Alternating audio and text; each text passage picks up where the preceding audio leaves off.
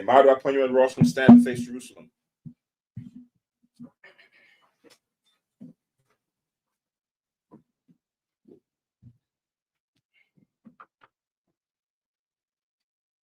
Blessing of the Sabbath. Barakatah Yahweh, Ba'ashem Yahushai, Asherah, Talanawa, Ashabath, Ba'shalawam, Tawada, Amen.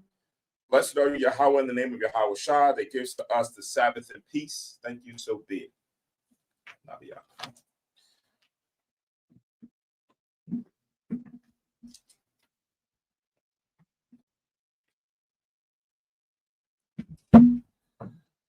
I am Ma'ad Asherai Makad, Psalm 121. Anya, Harayim, Mayan, oh, Harayim, Mayan, Yabu'a, Isaiah, Yabu'a, Mayahawa, Shai, Shamayim, Wa'aratazah, La'a, Yanasan, Mamawat, Regalia, Yala'a, Yawam, Shashamarka, Hana, La'a, Yanawam, Wala'a, Yashun, Shashumar, Yasharala, Yahweh, Shemaya, Yahweh, Tazaliah, I am Yam Yawamam, Hashamash, La'a, Hakaya, Wayarak, La'a, Balayala, Yahweh, Yashamaya, Makom, Yashamar, Napasha, Yahweh, Yashamar, Hawalakia, Wabu'aya, Ma'itha, I will Basham, Yahweh, for water, Amen. Psalms 121, a song of degrees. I will lift up mine eyes into the hills from whence cometh my help. My help cometh from the Lord which made heaven and earth. He will not suffer thy foot to be moved. He that keepeth thee will not slumber, behold. He that keepeth Israel shall neither slumber nor sleep. The Lord is thy keeper, the Lord is thy shade upon thy right hand. The sun shall smite thee by day, nor the moon by night. The Lord shall preserve thee from all evil. He shall preserve thy soul. The Lord shall preserve thy going out and thy coming in from this time forth, and even forevermore. Amen. Amen. Shema Yashrela, hear, O Israel. Shema Yashrela, Yahweh, Allah Yahweh, Shema Yashrela, Yahweh, Allah Yahweh, Shema Yashrela, Yahweh, Allah Yahweh. Deuteronomy 6:4. Hear, O Israel, the Lord our God is one Lord. Amen. Tapala Yahweh, the Lord's Prayer. Abi Yanawa, Bashamayim, Kodash, Hayah, Shamka, Yahweh, Malakwaka, Sabbath, Batazawanka, Hayah, Aisha, Ba'arataza, Ka, Bashamayim, Tulanawa, Lakham, Yawam, Sa, Wasalakanawa, Kababathanawa, Kastalakanawa, Kababathanawa, Wala'a, Habiyanawa. Oh, Messiah one, Abo, Hawashina, Haran, Kaya, Laka, Hamalakwa, Waha'ala, Wathapara, Laiwalam, Amen. Luke chapter 11, verse 2. He said unto them, when ye pray, say, Our Father which art in heaven, hallowed be thy name. Thy kingdom come, thy will be done, as in heaven, so on earth. Give us day by day our daily bread, and to give us our sins. We also forgive everyone that is indebted to us. And lead us not into temptation, but deliver us from evil. Amen. Amen. Ha'aishara Matazawaf, the Ten Commandments. La'a, Yahaya, Laka, Alahaya, Akari, Alpanya, La'a, Taisha, Laka, Taso, Wala'a, Taibadam, La'a, Talakwaka, Shamwa, Yahawa, Alahayaka, Lashua, Zakar, Hayawam, Hashabat, Lakodashra, Kabad, Abika, Wa Amaka. La'a, Taratazak, La'a, Sana'at, La'a, Takana, La'a, Taina, Shakur, La'a, Takamad, Ko, Ashara, Lara'ayaka, Aman. Deuteronomy 5:7. Thou shalt have none other gods before me. Thou shalt not make thee any graven image or any likeness of anything that is in heaven above, or that is in the earth beneath, or that is in the waters beneath the earth. Thou shalt not bow down thyself unto them, nor serve them.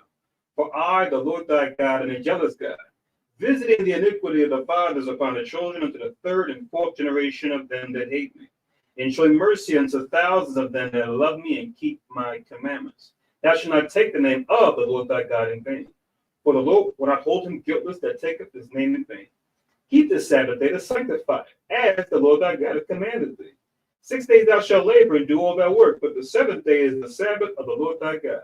In it thou shalt not do any work, thou, nor thy son, nor thy daughter, nor thy manservant, nor thy maidservant, nor thine ox, nor thine ass, nor any of thy cattle, nor thy stranger that is within thy gates, that thy manservant and thy maidservant may rest as well as thou.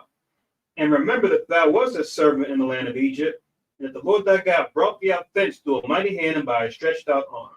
Therefore the Lord thy God commanded thee to keep the Sabbath.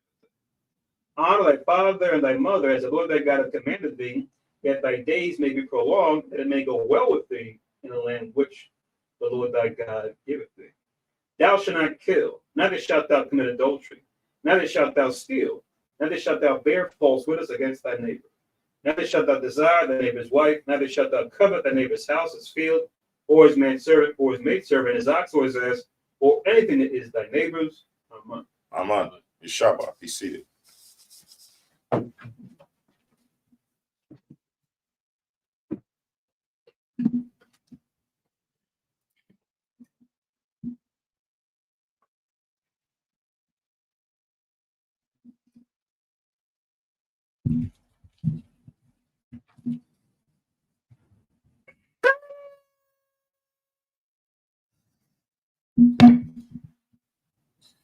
Barakatah Yahweh, Bahashim Yahweh Shai, Asherah, Nathan Lanawa, Pari Hagapin, Tawada Aman, La Yahweh Bahasham Yahweh Shai Ath Yasha Allah.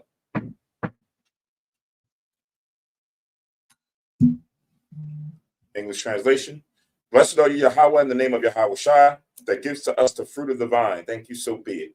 To Yahweh, in the name of Yahweh Shai, with Israel.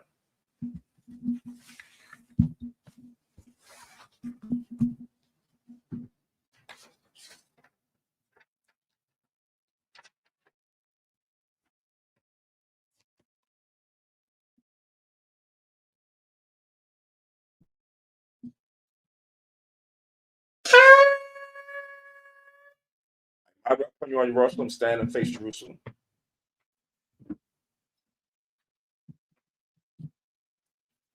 We open prayers. Barak Yahweh, Hagadol, Rakwam, Abiyah, Wanara'ah, Aliyawan, Malak, Shol, Shemayim, Wa'aratazah, Makol, Debayim, Kayayam, Wagam, Hamashiach, Mayahawa, Adawan Ahabnawa, Apalah, Yawaitazah, Yahushai.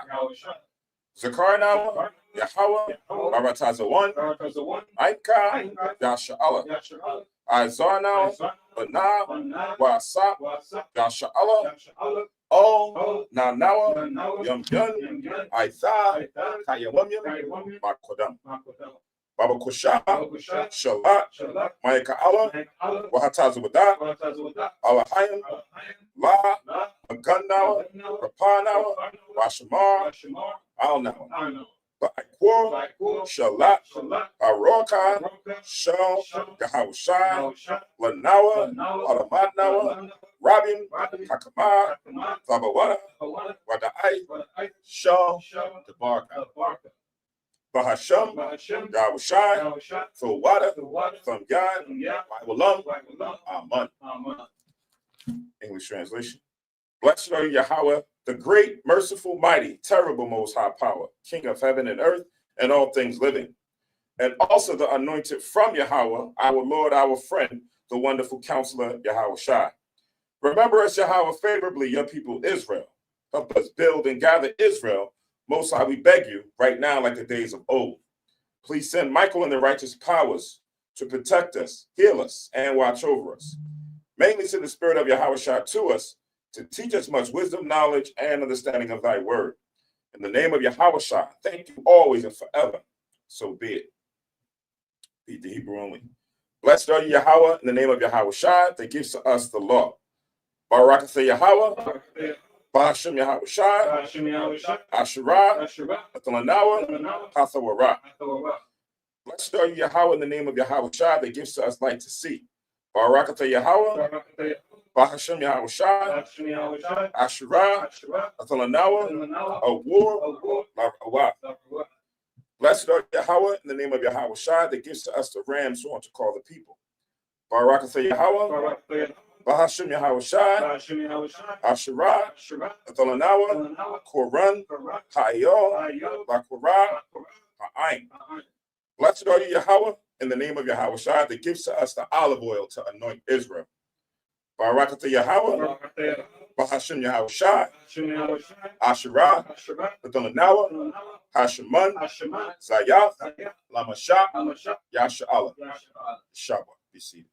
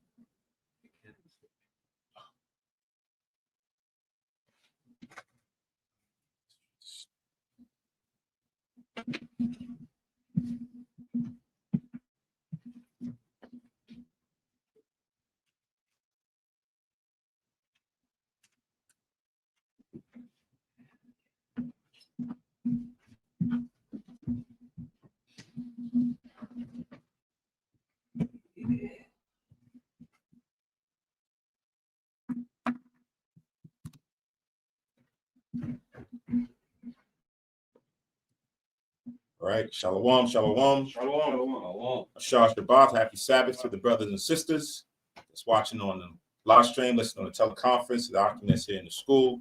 All praise to the Most High Yahweh, Bahashem Yahweh Shai, or the Most High in the name of Christ. We give all honor and glory and exhortation to the Most High for allowing us to come together today on the Sabbath day. Here to, what is this, the 14th of February. No, it's a pagan day today, but this is the high holy day. This is a Sabbath day. So this day supersedes man's, all what they got going on. But we have to be thankful that the Lord has given us wisdom and understanding to come and stand before him, whether you're home or what have you, to praise him according to his will. This is Hayah Shrala Kanas, which in Hebrew means the congregation of Israel, the uniting of our brothers and sisters, gathering of our brothers and sisters under the Spirit of the Most High in Christ through his knowledge, through his understanding, through the laws, the statutes, and commandments found throughout the Old Testament, the New Testament, as well as the hidden book known as the Apocrypha, which we're going to be going through today for the Sabbath service lesson, right? Where in this Bible, in these books, it teaches us, all things, not just, something. It teaches us all things, mainly, who the Most High's chosen people are of all nations that were created in the earth.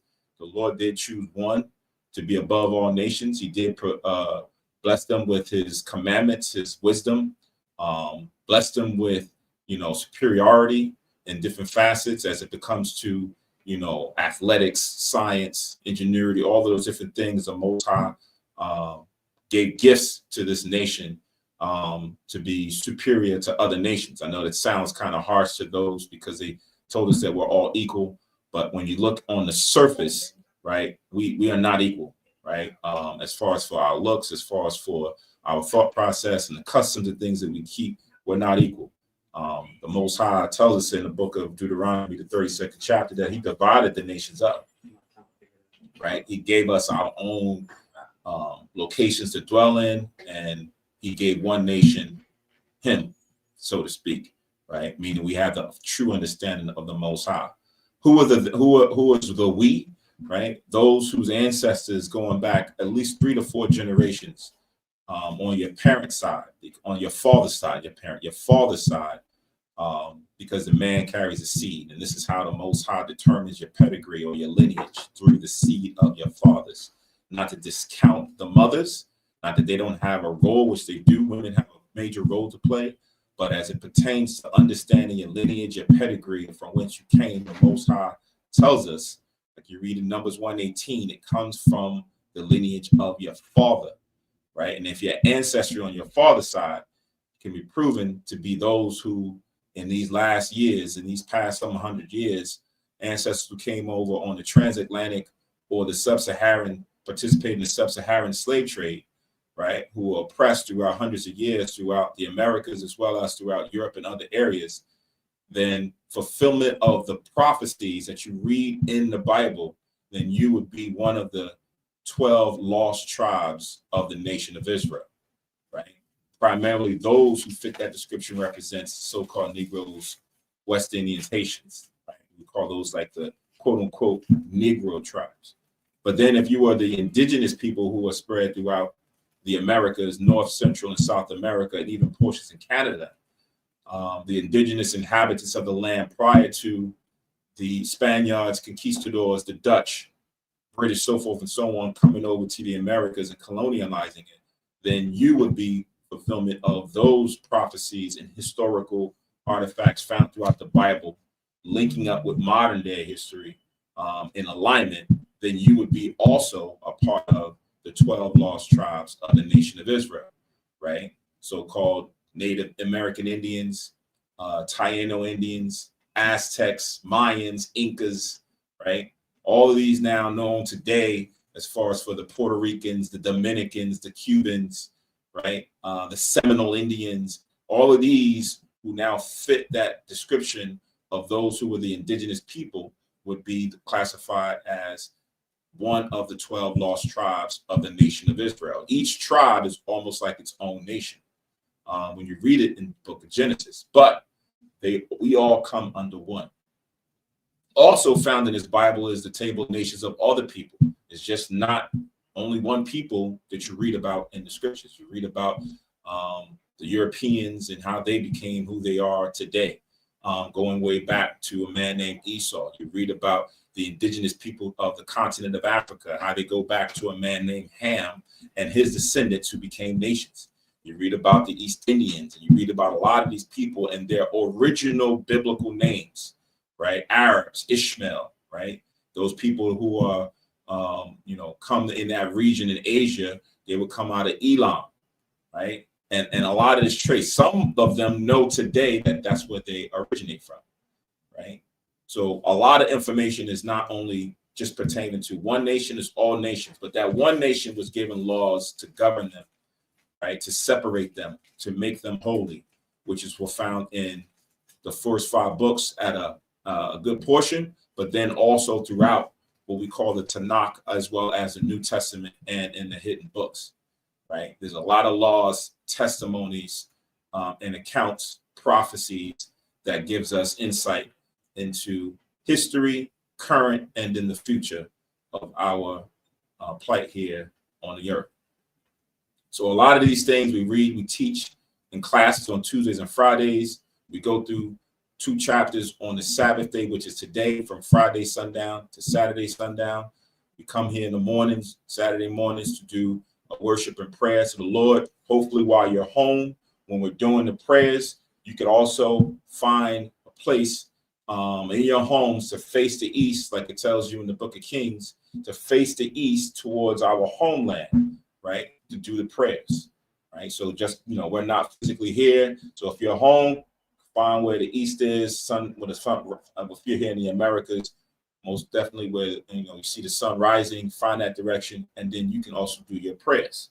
Follow along with us as well, because this was for all Israels. It's not the brothers and sisters that are physically here in the school in Germantown, PA, but those who are, listening on the phone or from wherever you are, right, should also want to participate in the prayer of sending up worship to the Father.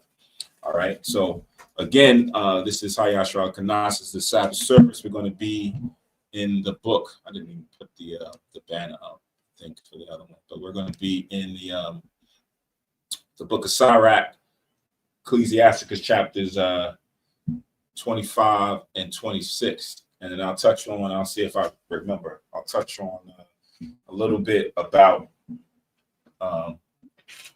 what we shouldn't involve ourselves in today and what we need to prepare for what's coming. All right. So Khan Samak. Samak means support in Hebrew. Salutations to Lab Tawab and his wife Emma. Shalom. Not sure how to say that. I guess it's some form of a symbolism, but to whomever that is, shalom or peace, as we say. Shalom. Huh? Yeah, I'm not too sure. It says hi, lion. Peace to you. Not sure where you're from or where you're at, but you might learn something. Shalom, Elder Zaquan. Shalom, Rabakwa. Shalom, Yahweh, a warrior. All praise, honor, and glory to the Most High. And Lord willing, everybody's in good spirits on this Sabbath day. So, without further ado, let's jump into Ecclesiasticus. Ecclesiasticus. Again, if you don't have this book, the Apocrypha, you can Google it. They have online.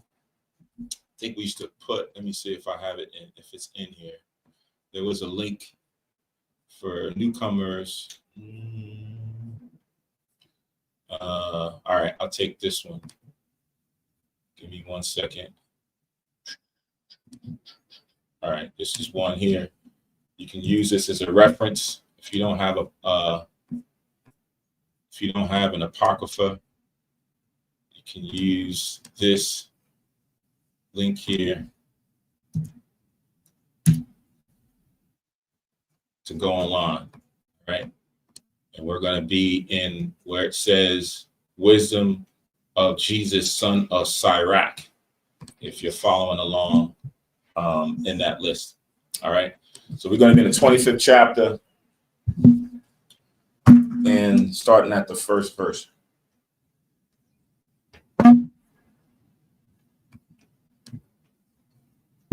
All right. So it reads, it says, in 3 things I was beautified and stood up beautiful both before power and men, or the Lord and men.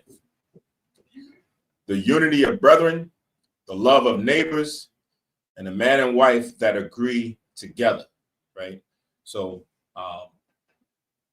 this is kind of the promise for all camps, all brothers and sisters, that we dwell together and be unified, right? Go to 1 Corinthians chapter 1.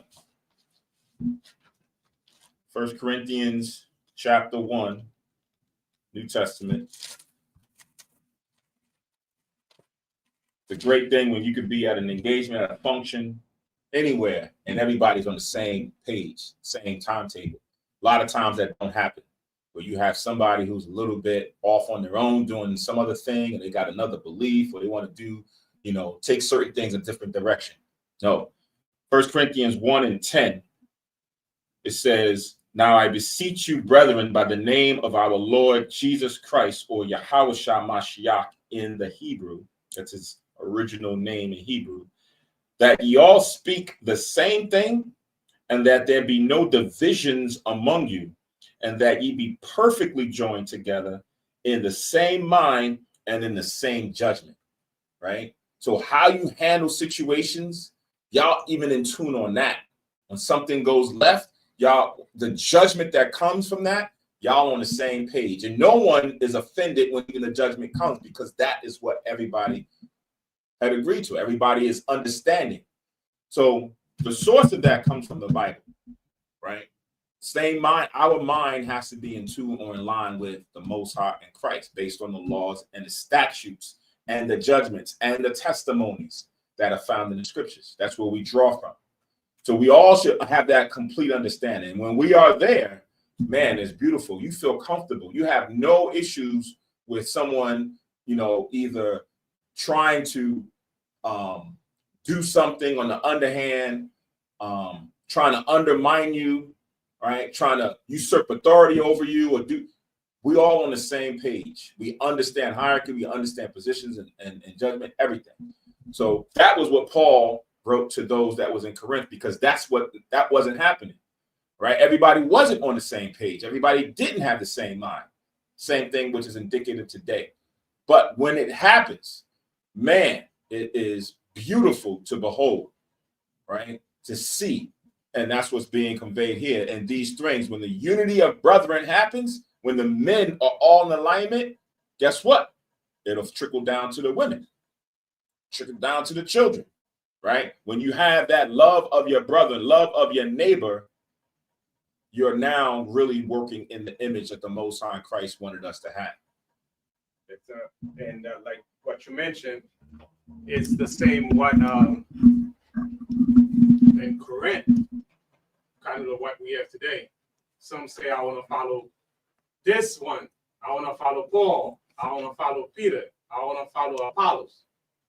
When in fact, Peter came out and said, whatever Paul is saying, he's building on the same foundation. Right. Right. I'll get your question in a minute. Go to the book of Psalms. 3 quick precepts. Psalms 133.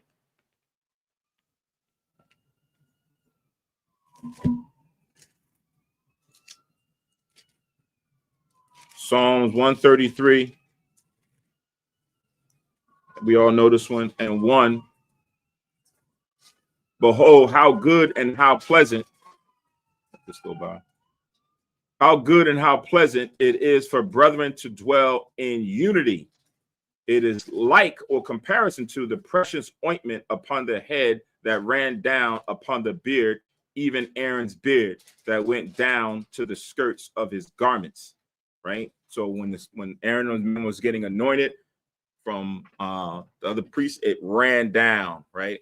It was like a blessing unto them. So it's like, to see that unity amongst brothers is a beautiful thing. Romans chapter 12. Romans chapter 12.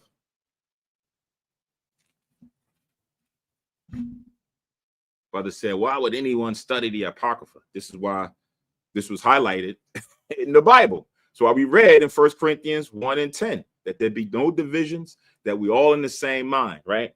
So Romans 12 and 10, it says, be kindly affectionate one to another with brotherly love and honor, preferring one another, right? You prefer someone over yourself, right? You become humble. Sometimes pride steps in and you think because you probably been in a situation longer than someone, right? They should reverence you, or your chest is out, or you're puffed up.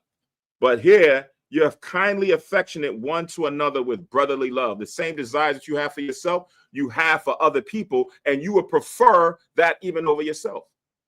Nah, brother, you go ahead. Nah, you go ahead. Nah, you go ahead, brother. Right? Because you want to see them succeed. Right? You want to get them to a space that the Most High is accepted of them as well. First Peter's. This is, say again?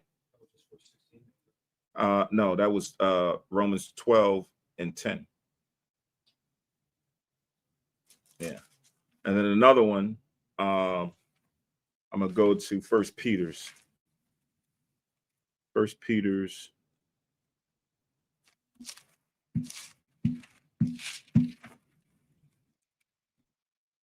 Because there's going to be a lot on this one a little bit later on as it pertains to relationships. I'm gonna come back to this one too, but this is First Peter's 3 and 7. Likewise, ye husbands, dwell with them, speaking about your wives, according to knowledge, giving honor unto the wife as unto the weaker vessel, and as being heirs together of the grace of life, that your prayers be not hindered. Right? So men, we have to deal with our wives and make sure that they are in the same mind, right? Because they're also a part of this redemption that's going to come. And you want to have them be in the same mind as we are with the brethren, trying to align ourselves to Yahweh Shah, right? So it's key for unity to start with the scriptures. This is why we have classes, right? This is why we have classes on Tuesdays and Fridays for those who are inquisitive, like It's Lit Toilet, right? For those who have questions as to why we do this, why we're using the King James Version Bible and not the NIV Version Bible, right? Like it says in 2 Timothy 2:15, study to show yourself approved. So we had to study different things. We had to study different books, even books that we know have bones in them, like quote unquote, the book of Enoch, right? Some people prefer the book of Enoch, but we had to align it with all the other precepts and verses and things in the Bible. And when we found out that what's in the Apocrypha, it aligns to what's in the 66 books. It was a part of the original 1611 Bible, right? Certain pieces of history that we now read about in the New Testament are gaps that's filled from the Apocrypha. From the book of the Maccabees to the first and second Esdras, all of these in alignment. Now, we also had to study, because I knew later on they came out with the third Maccabees and a fourth Maccabees and all these other different books. And I was like, whoa, I didn't know that they had that in their Apocrypha, but they didn't. But man went and came up with these other books. So we had to study that. And when I studied that, I was like, this don't align to what also is already in the existing books. And we had to consort with brothers from different camps, and everybody understood, like, nah, that's not holy. That's not thus saith the Lord. That's not in reference to what we already have in the Gospels or in the epistles that they refer to the Old Testament. So now for the deep search, the deep understanding, if you stay around, if you're still here, It's Lit Toilet, to the end of the service, we'll give you the information where you can join in on a Tuesday class and a Friday class, and we can go into the nooks and crannies of why this book or why not book, why this people and that not that people, and go into all those intricacies, right? Today, we're just going to go through these two chapters, try to go through it in detail, and then, get through it as a service, because usually it takes about 2 to 3 hours to go through all of this, and we want to make sure we get through that and not get pulled left. So that makes sense to you. If your children want to stay, depending on who you are, then we'll give you that information. But quiet. Right. And also, prior to us being corrupted with doctrine of Christianity, the Apocrypha, along with the Old Testament and New Testament, was considered sacred by us, our people, right? And it was written between the time of the Old Testament and the New Testament, and it was always considered sacred. Then when Christianity comes, then they start to, we start become corrupted with Christianity. Then we start to doubt the Apocrypha, but it was always considered part of the Bible, the sacred book, Old and New Testament. Right. Come. Amos 3:3.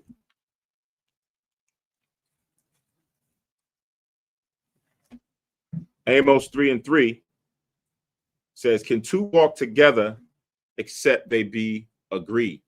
Right? And how do you get into agreement? Then you prove yourselves, right? When you walk with somebody, you're going through different experiences and circumstances, and your discernment or your decision making, if it aligns, you continue to walk. But if it now doesn't align, you break off from that, right? You going this way, and the person's decisions that says, no, I want to do this, I want to go over here, and then what happens? You can't walk no more. It's going to be contention. So that's where brothers try to come together under this. It's not a personal thing. It's not my knowledge. It's not my wisdom. It's the Most High in Christ. So we follow under the Most High in Christ and what information they give us to now become men, to become sons, to become women, to become daughters, to become wives, to become husbands, teachers, students, right? All of this is given through these principles that we read throughout the Bible, right? These are not just good storylines, right? Shalom, aliyah aina, shalom,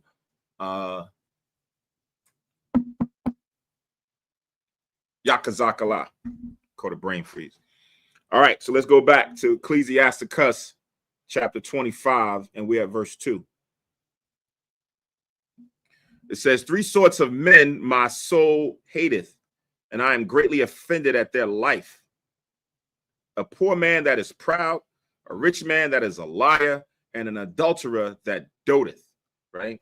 So when you look at men's lives and you analyze them, right? Scriptures, people say, you're not supposed to judge. It's not fully what the Bible is getting after, right? Because a person's lifestyle, how they lead or carry themselves, when you observe it consistent, that's indicative of who they are. You're going to make an assessment of them. You're going to make a decision if you align yourself to them, or you're going to make a decision or judgment to step away from them.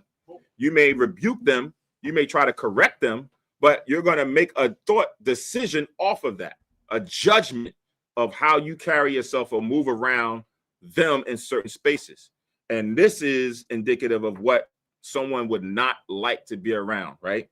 It says a poor man that is proud, meaning you have nothing, but you still have a prideful heart, right?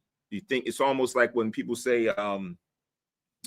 what's the word? When a person is entitled to certain things, or they feel that they should command a certain level of respect, or someone is compelled to do something for you. Yeah, you have a certain level of seniority, or whatever that may be that you conscribe in your mind, right? It says in Proverbs chapter 16. Proverbs chapter 16. Proverbs 16:5. Everyone that is proud in heart is an abomination to the Lord, right? Normally you would see a lot of pride, someone who's poor, who's fallen down, who's low on, their circumstance and finances. They're humble, right? They're trying to come humble. Imagine someone comes prideful to you, right? You can be like, yo, hold on. You think you're a little bit beside yourself, right? That is an abomination to the Most High, because the Most High sometimes will bring you down to humble you.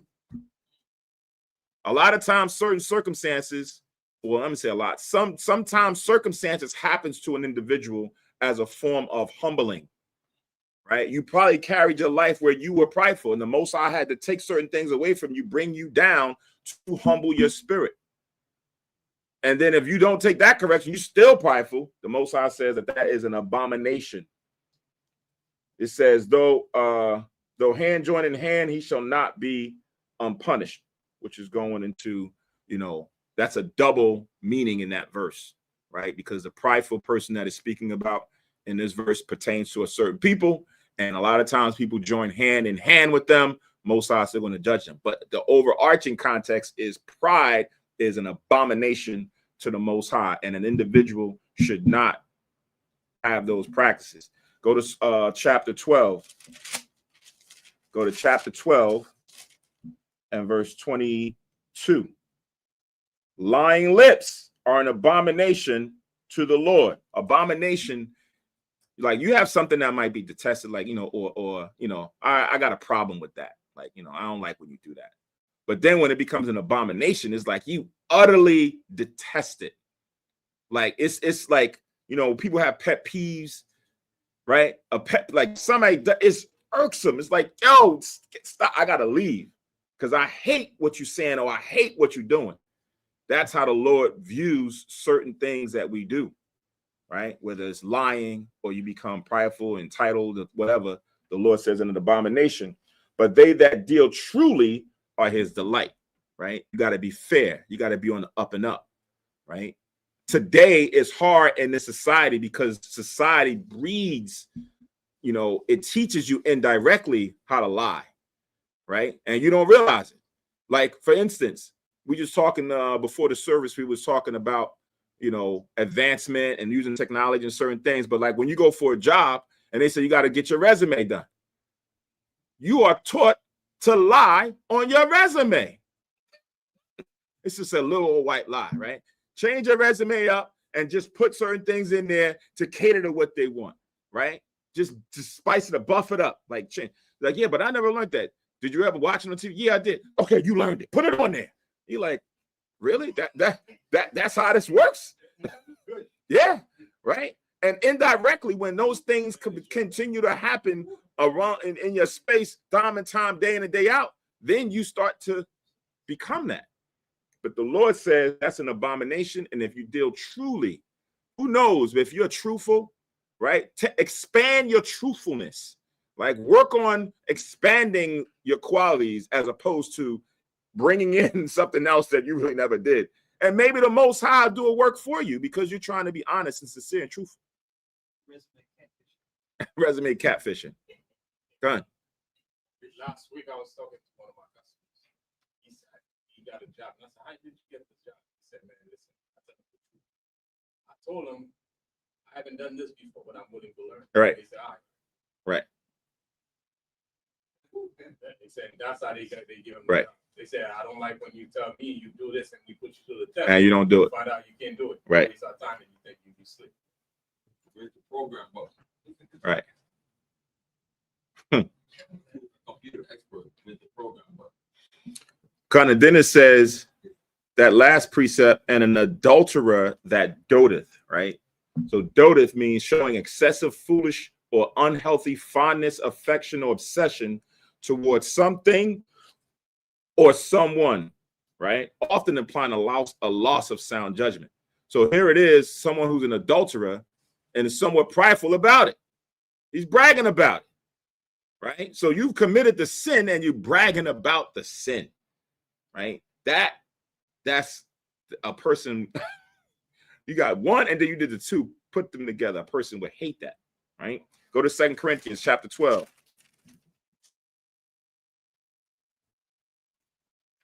2 Corinthians chapter 12.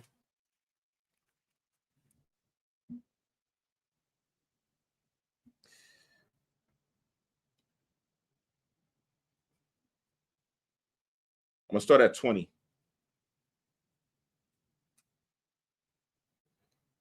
So it says, for I fear lest when I come, I shall not find you such as I would, and that I should be found unto you such as you would not, lest there be debates, envyings, wrath, strifes, backbitings, whisperings, swellings, tumults, right? So you always want to see or hear about that the affairs and everything is in good order. But sometimes you might hear otherwise, and this is what he's getting with. It says, unless when I come again, my power will humble me among you, and that I should bewail many which have sinned already and have not repented of the uncleanness and fornication and lasciviousness which they have committed. That's a person who doted, right? You haven't repented, you continue to do it, and you brag about it, right? That's wicked. Imagine you in the truth and you got a friend or a family member who's going around sleeping with somebody else's wife, and they come and they telling you, yo, I was doing this and that to her. You like, really, brother? You talking about that man's, what you did with that man's wife? He's on a business trip and you, what? Sure, she's wicked, but dang, man, that'll be like hateful to hear somebody act like that, man. So that's what even Paul saw was happening even at Corinth, letting you know that sometimes these things is like a cycle, it's a circle. It just didn't happen back then, it's also happening right now. And we use those testimonies and we use those experiences on how to handle and deal with things today, right?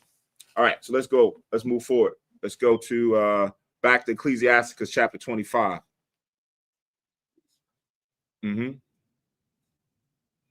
25:3. If thou hast gathered nothing in thy youth, how canst thou find anything in thine age? Right? So it's really, you could look at it twofold as far as for a young child, literal, he needs to learn, outside of just a regular education, he needs to learn, principles. Right. That's why sometimes you'll see kids playing in the play box and the one kid wants to take somebody else's stuff. He's like, you can't do that. Share your stuff. And he's like, well, I got to share. And he's going, no. You got to learn all these principles growing up. So when you get to an adulthood, you know how to conduct yourself. If you learn none of these principles, what are you going to be when you get older? It's the same thing in this truth, in the spirit. Right. Go to Sirach or Ecclesiasticus chapter 6.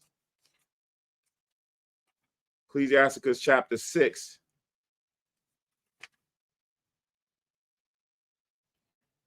And verse 18.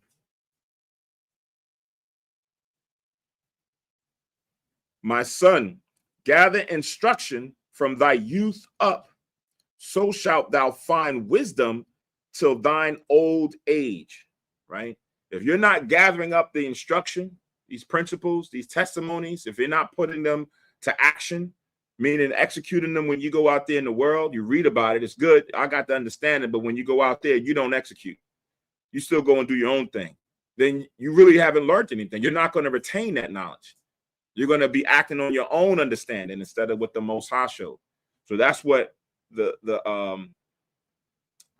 principle here is, to learn as much as you can, observe, build upon experiences for later years. And then after a while, people are going to be coming to you as an elder, as an aged woman, to get guidance and sound advice, right? Go to Proverbs chapter 4. Proverbs chapter 4.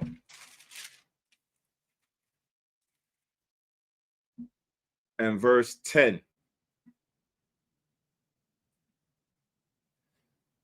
It says, hear, O my son, and receive my sayings, and the years of thy life shall be many.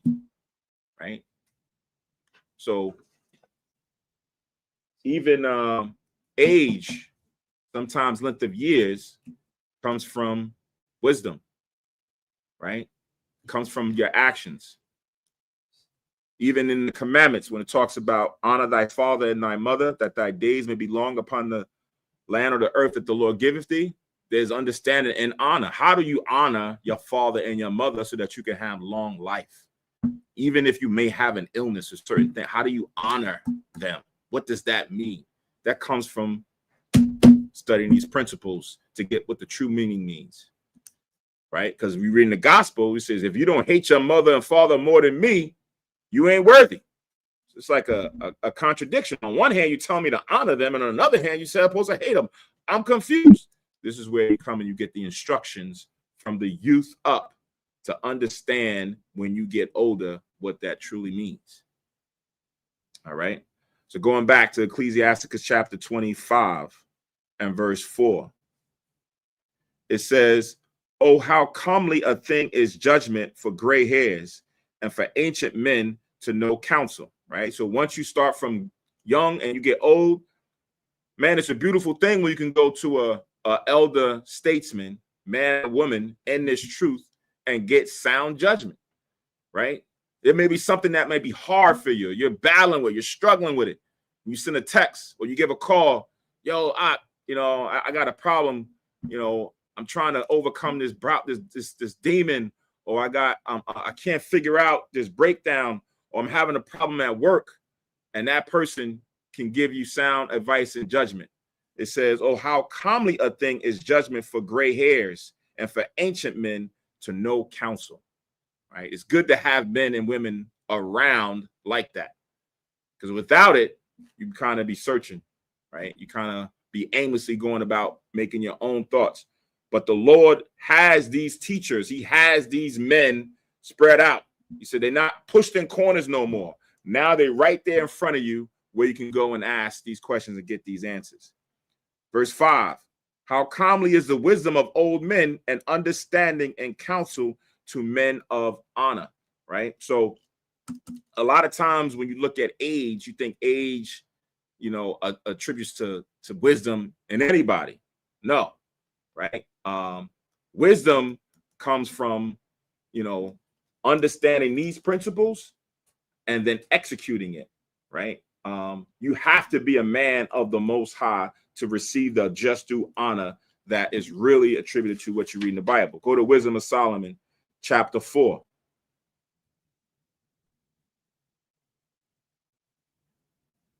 Wisdom of Solomon, chapter 4, and verse 8.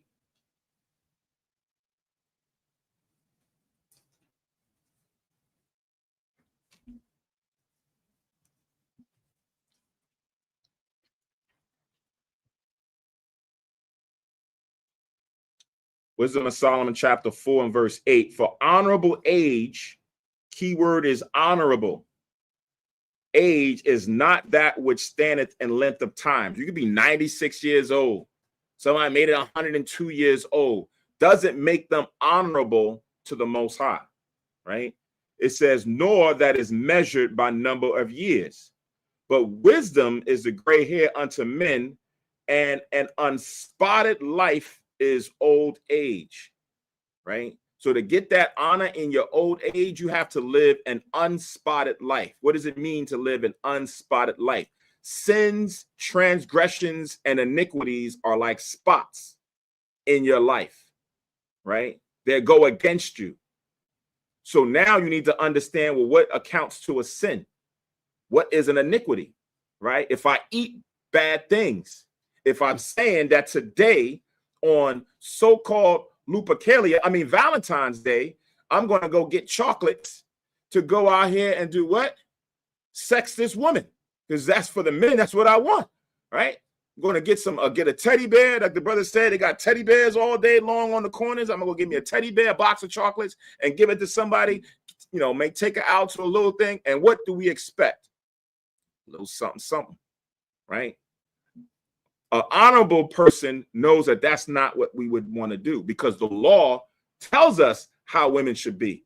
The laws tell us how a man should conduct himself, right? So honorable age comes from being unspotted in this life, that no one can put a blame on you for doing something wrong according to the principles that we read here in the Bible. Yes, True Christian channel. Go to Job chapter 32. This is a True Christian channel. Job 32 and verse 7. It says, "I said, days should speak, and multitude of years should teach wisdom," right? That wisdom comes from how you execute what the Most High gives us in the scriptures, right? And it has to be according to that and nothing else. One more, Proverbs 16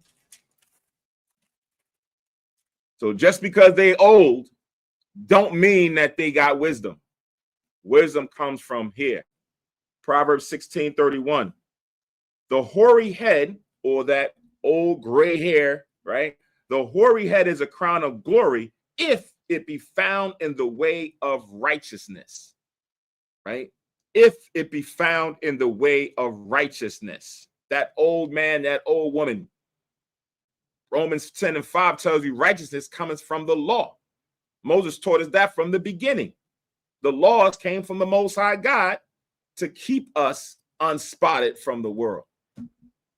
So if you're still out there eating any kind of food that you choose to eat, you still celebrating or worshiping false gods and false holidays, then that is not wisdom, that is not righteousness, and you are not an honorable man or woman at that time or that day.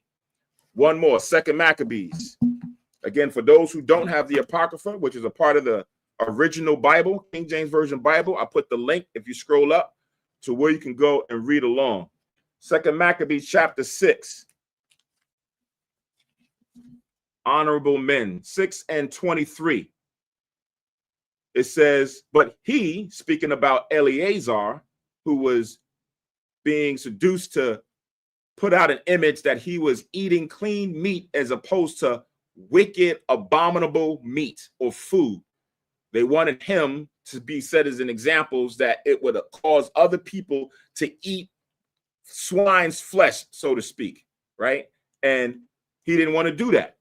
It says, but he began to consider discreetly, and as his became his age and the excellency of ancient years and the honor of his gray head, whereunto he was come, and his most honest education from a child, or rather the holy law made and given by God. Therefore he answered accordingly and willed them straightways to send him to the grave. See how that came full circle? From a child, he learned the law given by the Most High God. And over time, he built up the instruction so that when he became of age, wisdom set in that says, you know what, based on the testimonies that I learned from reading the other books and scriptures and storylines, I can't do this. I'm going to have to die today, right? So that I can stay in an honor with the Most High, that after I leave, people will remember my honorable works. And don't say that he was a sellout. He was a traitor to his people and stain his name, blot his name, put all kind of spots on his name, right? So he was a good example, or one of the examples that we read in the scriptures about learning from your youth and then it translating unto your adulthood. And then that stayed persistent because he made the wise choice to keep himself in the spirit of the Lord. All right, so let's go back. Ecclesiasticus 25. We at verse 6 now. Ecclesiasticus 25 and 6.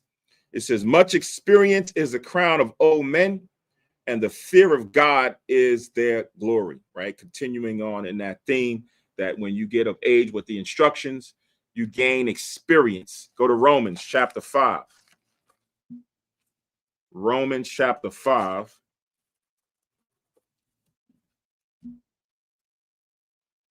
And verse 3.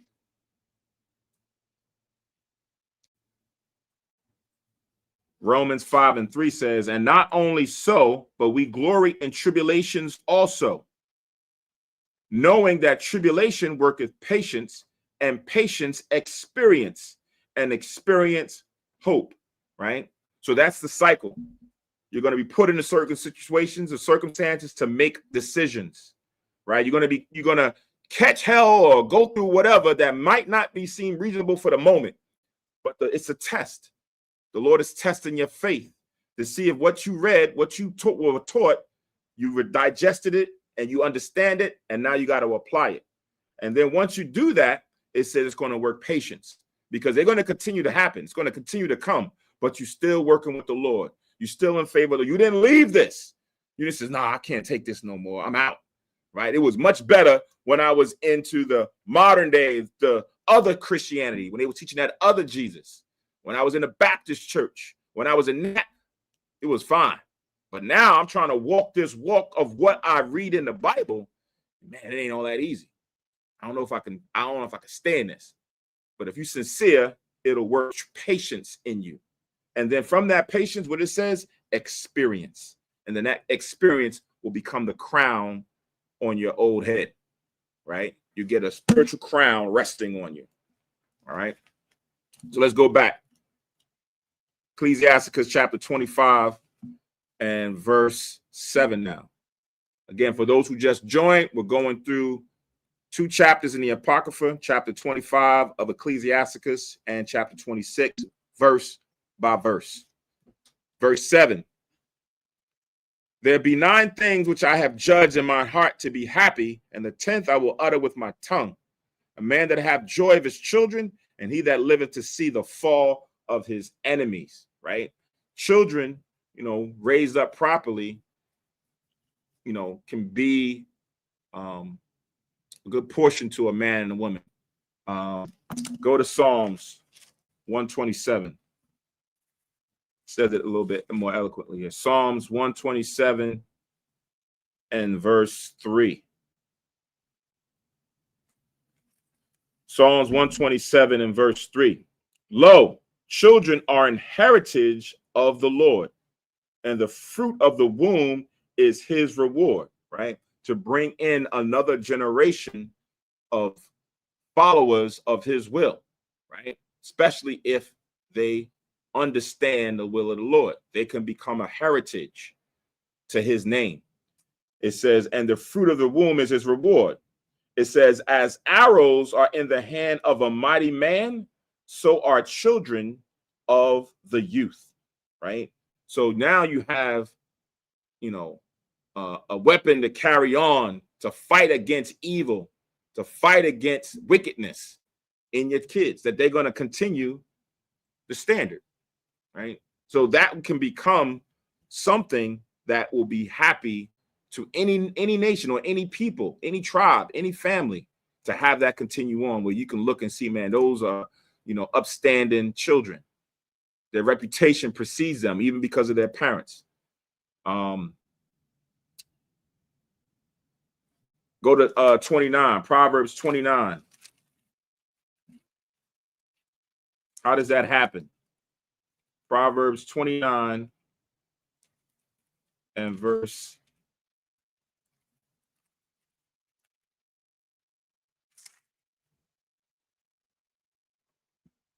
17. It says, correct thy son, and he shall give thee rest, right? Meaning rest from weariness.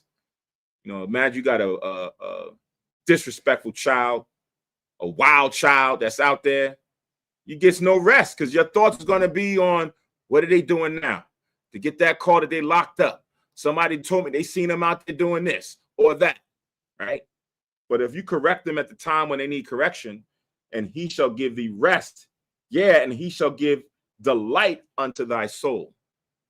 That's what everybody wants. What is it? Chris Rock, in one of his stand-ups, he says one of the main jobs for a follower's daughter is to keep her off the pole, right? Keep her off the pole, meaning she's not lascivious. She's not out there acting like a whore. Imagine you and your age, you at work, and somebody in there whispering and talking about them going to the strip club, even though it shouldn't be at the strip club, but they talking about your daughter. And you the laughing stock, right? You going to work, you put in 8-10 hours, and you got to deal with that. Correct them while they're young, and you'll have rest in your soul. They become a heritage unto you later on, right? Go to Psalm chapter 54, because it says to see the fall of your enemies. Psalms 54 and 7.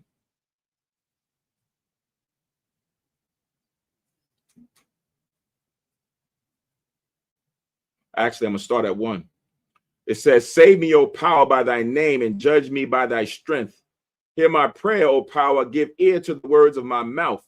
For strangers are risen up against me, and oppressors seek after my soul. They have not set Yahweh before them, or the Most High before them. So we as a people who are, looked at and viewed as the slaves that was brought here, this was us back then when we was going through the hard bondage. And it's still us today, because you see what's happening with us right now, right? ICE is running rampant. Only majority, is that a word? I don't know. Mainly to the people from the 12 tribes. I'm pretty sure there's some undocumented Koreans. Pretty sure there's some undocumented Chinese. I'm pretty sure there's some undocumented Arab. Why I don't see them on TV getting chased down? Why not them? Why it's only one people? Yeah. Even these Europeans. All of the Europeans, right? But it's one people. So this is why it says in verse 3, for strangers are risen up against me, and oppressors seek after my soul. They have not set the Most High before them, meaning to set his standard before them. We say in God we trust, but the laws are not indicative of God's law. It says, behold, God is mine helper. The Lord is with them that uphold my soul. He shall reward evil unto mine enemies. Cut them off in thy truth. I will freely sacrifice unto thee. I will praise thy name, O Lord, for it is good.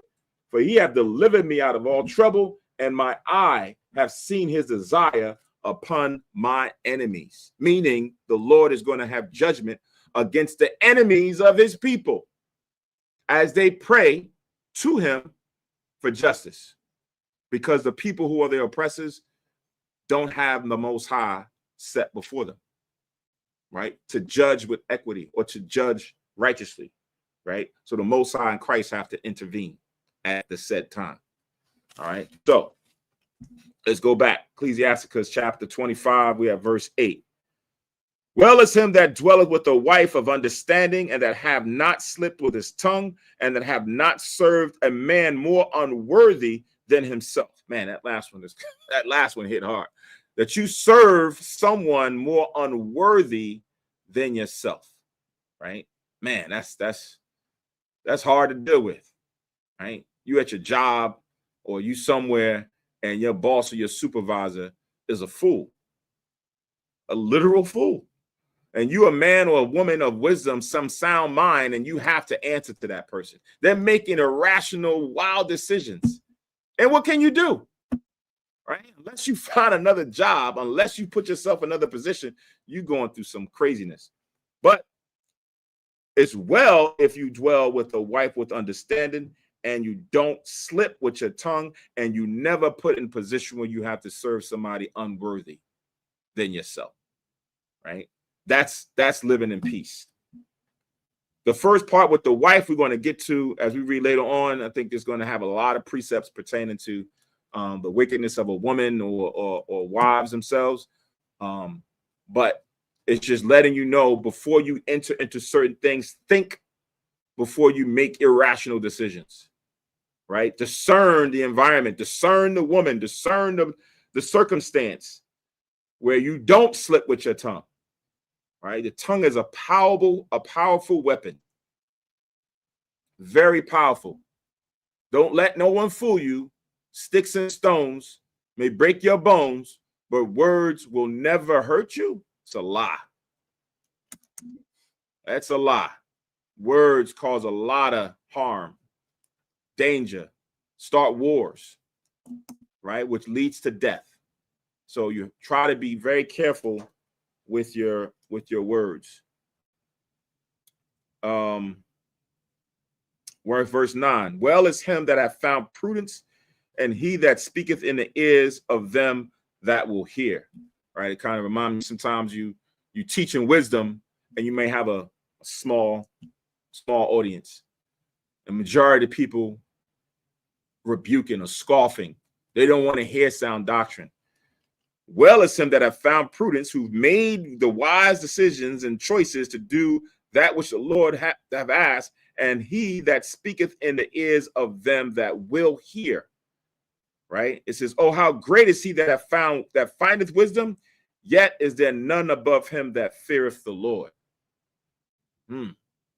So you can have wisdom, but don't fear the Most High.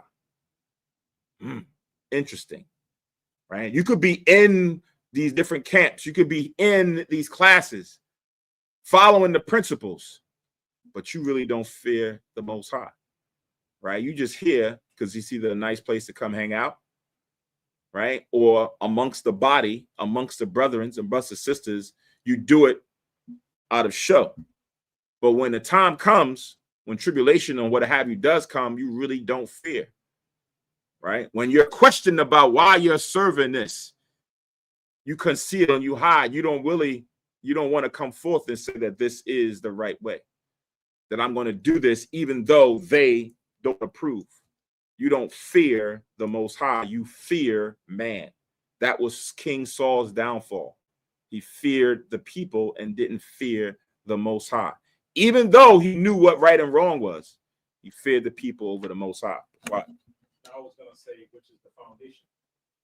You can have wisdom, which is, like you said, application of the law, but you don't understand and you don't fear the Most High. You don't have the foundation, which is the number one principle, having the foundation. Meaning the house is built on sand. It's not built on the rock, which is Christ. Yeah. Reading on verse 11. Oh, Nabia. Ecclesiasticus chapter 19 and verse 22.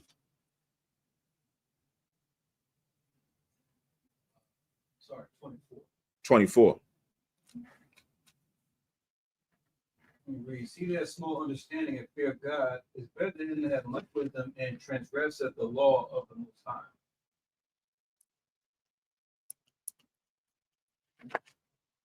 Done. So the Lord puts things in measure based on how much you know. It's almost like you find somebody, man, they can break down to a bunch of stuff and break down, yo, that brother's on point in what he said. Do you keep the law? Nah, I don't deal with that. So that means you have a bunch of good knowledge, you can convince people, but the very core foundation you don't have. Right. It's like what you see in the New Testament with the Pharisees and the Sadducees, right? They talk a good game, but they don't do it, right? They impose burdens on the people that they themselves wouldn't do. That's what Yahushua said. He said, follow what they say, but don't do what they do, right? So they would be indicative of what we see here with somebody who has found wisdom. They got it, but they don't fear the Most High, right? They have an alternative motive behind why they do things, right? It's a show. They want to be seen good in front of the eyes of men to receive reward from man. Yahushua, Christ brought all that out when you read in the Gospels. So we have verse 11. But the love of the Lord passeth all things for illumination or for light. He that holdeth it, whereunto shall he be likened, right? So the love of the Most High is his law. 1 John 5:3. For this is the love of God, that we keep his commandments, and his commandments are not grievous, right? That's 1 John 5:3. Then when you go to Ecclesiastes, because once you have that love, once you have that knowledge, then you can become illuminated. Ecclesiastes in the Bible, chapter 8, verse 1. It says, who is as the wise man, and who knoweth the interpretation of a thing? A man's wisdom maketh his face to shine, and the boldness of his face shall be changed. So when you have this form of love, which is according to the laws and the testimonies, the Lord tells you you will have wisdom, and then it will make your face to shine. somewhat like what Moses went through when he came off the mount for 40 days, getting history, getting law, getting prophecy, right? All of those things he got within a matter of 40 days. Moses was shown the beginning and the end of times. So that's why his face shone the way it was, right? Ours is in measure right now, right? We're getting it in measure bit by bit. But when you do get that measure, over time, wisdom will make your face to shine. People will start to see something different in you. Your walk is different. Your talk is different, right? Your patience level is different. How you speak to people is different, right? All of that people will observe. So that was the rhetorical question. Who is as the wise man? Who is that wise man out there? And who is the one that understands these breakdowns or the parables or the deep mysteries and the dark sayings that the Most High puts out there? And it's not meant for everybody to understand. Who is that guy? That guy, his face is different. His countenance looks different, right? That's where you begin to now elevate to a higher level. All right, let's go back. Oh. Chapter 4, verse 2. Baruch chapter 4 and verse 2.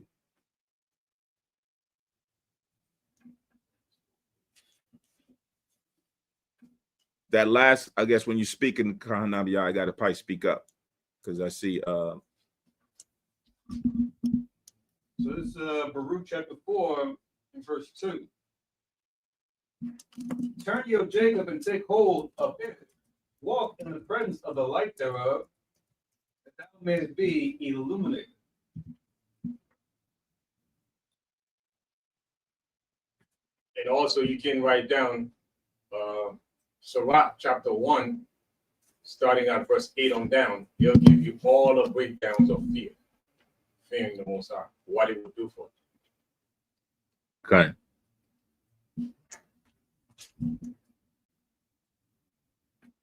So back in Ecclesiasticus 25, we have verse 12 now. The fear of the Lord is the beginning of his love, and faith is the beginning of cleaving unto him, right? The fear of the Lord is the beginning of his love, right? We read in Ecclesiastes 12 and 13. Ecclesiasticus 12:13. I'm sorry, Ecclesiastes 12:13, where it says, for let us hear the conclusion of the whole matter, fear God and keep his commandments, right? So that's where that fear sets in at, right? That's the beginning of his love. It says, for this is the whole duty of man, right? So this is your main job. You may have a regular 9 to 5, 8 to 4, 10 to whatever that may be. That's just to produce income. But your job while you're on the earth is to make sure that you fear the Most High and keep his commandments, to have that unity amongst the brothers, right? And then it says faith is the beginning of cleaving unto him, right? So where does faith begin? Go to Romans. It's a portion of it.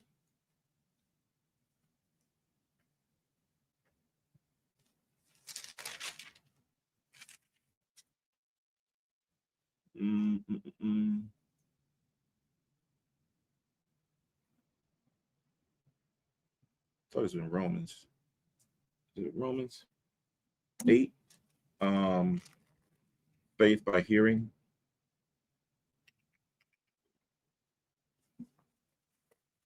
Bear with me 1 second. It's probably right there in front of my face. Romans 10, 17. Yeah, that's the one I want. Go out. Romans chapter 10. Romans 10 and 17. Actually, I'm going to start at 15. It says, and how shall they preach except they be sent?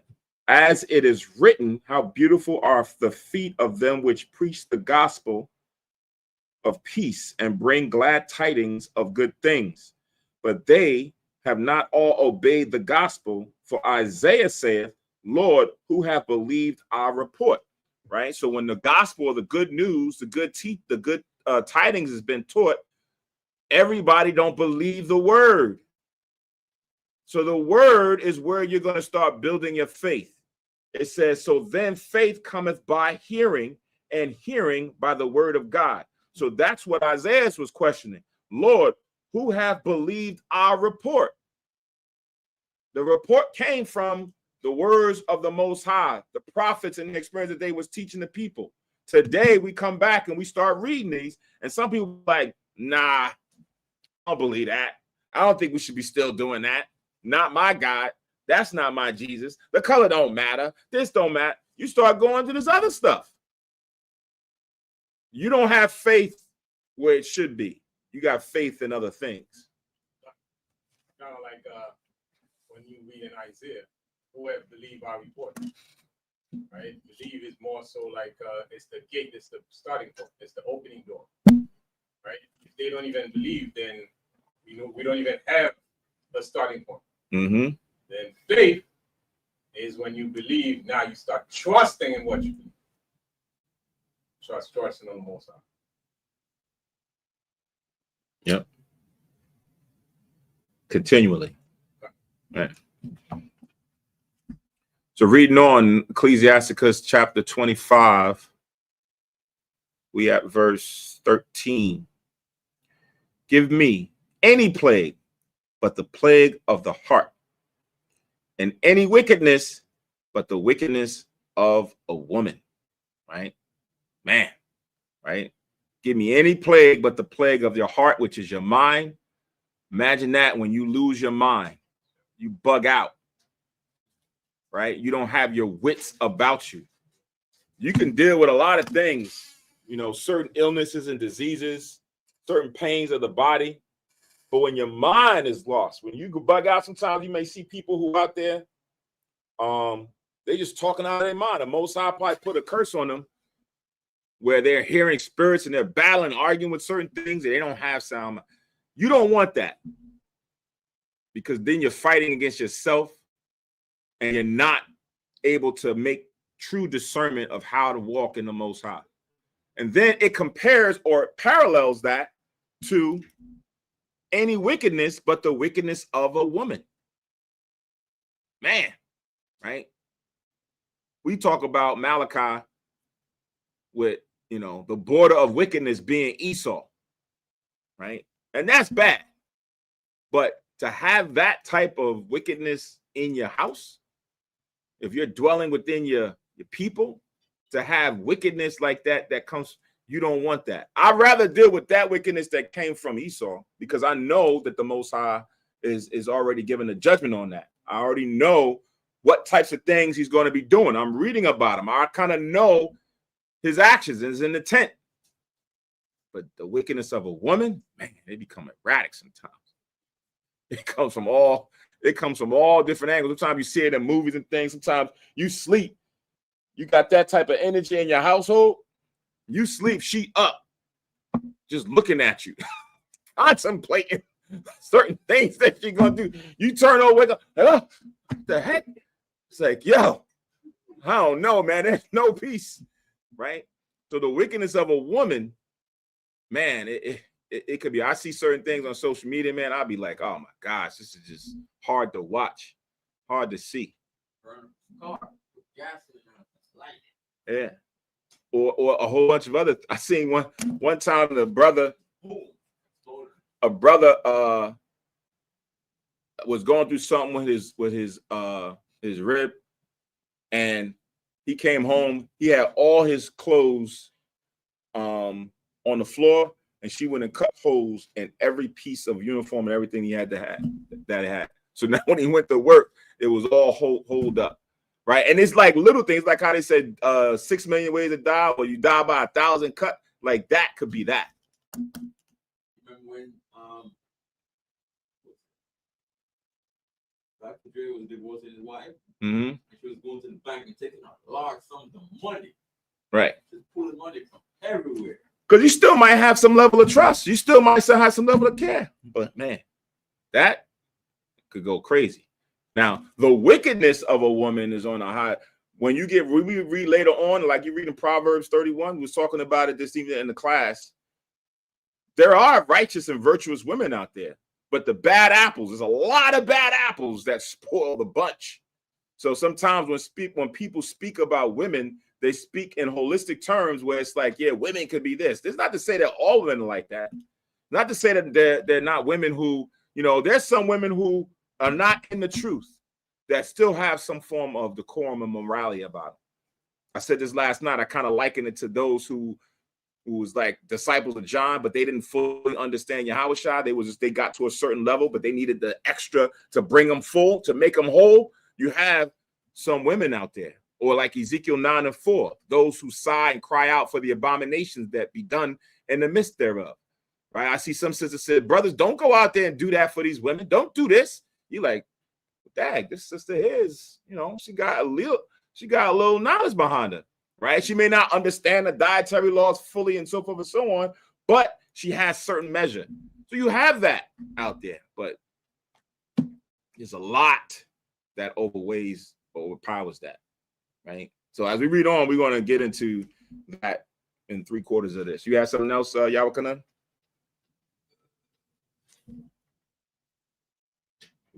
It says Proverbs 31:3.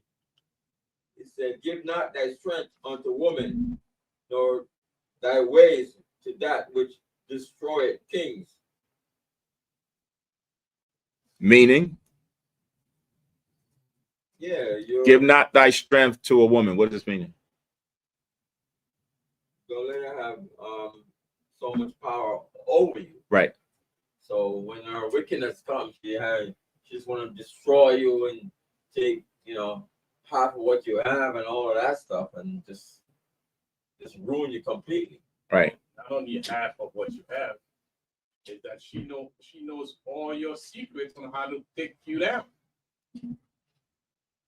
Not just financially, but mostly your wisdom, how you think. She knows how to trick you. Right? So that's why you gotta have some reserve about how you do things. Mm-hmm. That's one of the issues with relationships. It came out in some of the think tanks and discussions where within so-called Black and Hispanic relationships, as they're beginning to develop, men are very secretive, right? They don't disclose all their weaknesses or things that happen, because when it does happen and then something does go wrong, that's why you such and such and such and such. You're like, yo, what, for real? Like, you just put that out there like that? So then you become more guarded, and you don't want to be transparent or vulnerable, right? It's going to take a lot for you to trust a certain woman to see if she carries those characteristics that you see these other women like. Don't be like when she said, tell me everything. Not right up front. Right, even in that, not just with women, right? That's in general, because the scriptures tell you to prove somebody first, right? You got to prove a friend. You just don't go out there and just say, I'm cool with this guy on my job, or I know I see this guy on the bus, and you just pour out all your secrets to him. No, you got to prove them. It may take a year, 2, 3, 4, 5 before you get to a point where you're really comfortable, like y'all been through some things, and then you can start saying certain things. That's why a lot of times today people do what? They feel more comfortable going to a therapist, because a therapist, you don't know them. You don't see them probably all the time. So you can go and just pour out all your secrets to them. And then after a while, okay, they ain't going to, come back and say nothing to me. But a person that you're going to be with consistently, you're going to be more reluctant to share those things right up the front. You got to prove them. Ecclesiasticus 9:1. Be not jealous over the wife of thy bosom, and teach her not an evil lesson against thyself. Okay, when you bring out the precept, you gotta break it down, brother. No, I mean you don't blurt on her, you don't tell her everything, even something even about yourself, because the way social media now out there, somebody put it up against, put it out there against you, and have for your reputation. So what is it? Read that again. It's Ecclesiasticus 9:1. Be not jealous over the wife of thy bosom. Stop. So what it means, be not jealous over the wife of thy bosom, right? You're choosing your wife over what righteous or the Most High is, right? You're more considering of her and her feelings, right? Of what she wants to care about. And then you going, just like the precept you pulled before, give not thy strength over her. You're giving up your strength. right? You just seeing things happen, he's allowing it to go down, right? And you don't care because you love her so much, right? And then she could take that for her own power. And if there's a strand of wickedness that breathes in her, boom. Read. And teach her not an evil lesson against thyself. Right. And how do you teach her an evil lesson against yourself? When you turn a blind eye to wickedness, right? Like it says, a little leaven up the whole lump. You see the leaven brewing, you don't say anything. Just like a child, when a child is doing something wrong and there's no correction, you just taught him or her that it's okay. That it's okay. There's nothing wrong with it. You've taught her an evil lesson against yourself, right? Because of whatever the circumstances are, you just allowed it. So there's a role and responsibility put upon men. There's a role and responsibility put upon women, right? There's a partnership in the marriage, but they have specific jobs or functions and duties to live by. 1 Corinthians 11:1 tells you that the head of the woman is the man. Just as it say the man's head is Christ. Christ's head is the Most High God. There's a pecking order of authority and things that now has to come down. Not this, I'm on the same level as Yahushua. Yahushua is on the same level as the Most High. No, that's societal structure, not the wisdom of the Most High. Yeah, Judges 16:15. And she said unto him, how canst thou say, I love thee, when thy heart is not with me? Thou hast mocked me these 3 times, and hast not told me wherein thy great strength lieth. Don't Yeah, walk. Oh, Samson and Delilah. Mm-hmm. Yeah, she kept pressing him until he just blurred out. Right. Where his strength comes from. Right.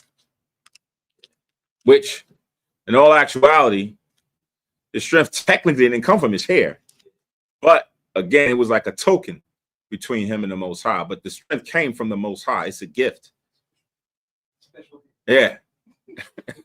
Right? Because that's why when she cut all his hair off and he was, at the columns, he prayed to the Most High. And the Most High did what? Gave him back strength. And he was able to do what he did. So everything comes from the Most High as a gift. But there are tokens. Read them on. Ecclesiasticus 25, we have verse 14.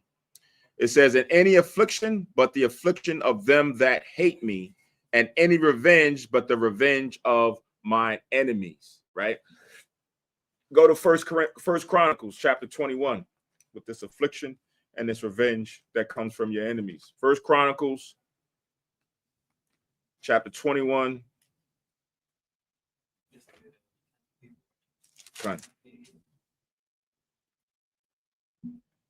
And 11. First Chronicles chapter 21 and 11. So Gad came to David and said unto him, thus saith the Lord, choose thee either 3 years of famine or 3 months to be destroyed before thy foes, while that the sword of thine enemies overtake thee, or else 3 days of the sword of the Lord, even the pestilence in the land, and the angel of the Lord destroying throughout all the coast of Israel. Now therefore advise thyself what word I shall bring again to him that sent me. Right? So this is after King David was persuaded or seduced by Satan to number the people. Right? And this is the judgment that was now coming. The Most High gave him options of what he wanted. Verse 13. And David said unto Gad, I am in a great strait. Let me fall now into the hand of the Lord, for very great are his mercies, but let me not fall into the hand of man. Right? So when you're going through the afflictions of man or the revenge of man, man don't put, mercy and grace in the matter. They're gonna go. Hey, listen, you ain't my family, you ain't my people. They're going all out. Sometimes way far beyond that they should go. But the Most High will have mercy, as we've seen throughout the testimonies when the Lord was judging his people. Sometimes it repented him and he stopped because he had love for his people. Man won't do the same, right? So you always want to fall in the hand of the Most High and never into the hand of man. And if you do fall into the hand of man, you still got to go pray to the Most High that he will put a spirit on your enemies to bear you a little mercy, right? The Most High got to change their spirit. Same thing like we did. You read about in Purim, which is coming up in a few weeks, how the Most High changed the heart or mind of King Ahasuerus, right? He changed his spirit, where he was probably going to come and take Sister Esther out, but the Most High changed his spirit right quick in a hurry after she prayed, and then things went in her favor, or in our favor at that time. So going back, we had Ecclesiasticus chapter 25, and we have verse 15. It says, there is no head above the head of a serpent, and there is no wrath above the wrath of an enemy, comparing the enemy to a serpent, like a viper or cobra or a snake, right? That has a lot of poison in it to strike and to kill you. The venom that comes out, right? Go to Psalms 58.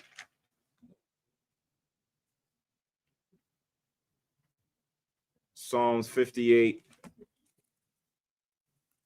and verse 3. It says, the wicked are estranged from the womb. They go astray as soon as they be born, speaking lies. Their poison is like the poison of a serpent, right? So when you read this psalm, as in many psalms, a lot of times you're reading an allegory.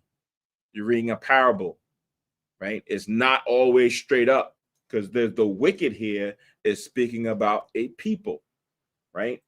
And it's paralleling them to being a serpent. The words that they spew is like poison. A lot of times people don't even look at it as poison. They drinking poison. They're consuming it, and it's killing them, right? It says they are like the deaf adder that stoppeth the ear, right? So in parallel, a serpent, an adder, or a snake is in parallel to wicked people or a nation. When you read the Bible, like we said, come to class on Tuesday, Friday night, and we can go through the precepts to get understanding on these sayings. But that's what that head is, right? It's there to kill you, right? When you see it, you never see, sometimes you see that snake rise up, you about to flee, you about to bounce, because you get hit, you're going to die. And he has a way of camouflaging in any environment. Yep. It takes the shape of that environment. The leaves, the skin kind of changes. Blends in. Blends in. Yep. Kind of like the Esau. He blends in, he becomes everybody. In every society, he come up as being that individual. Mm-hmm. Right? So that's pretty much what is being described as food. There's no wicked that is more wicked than Esau. Right. So going back to Ecclesiasticus chapter 25, we have verse 16 now.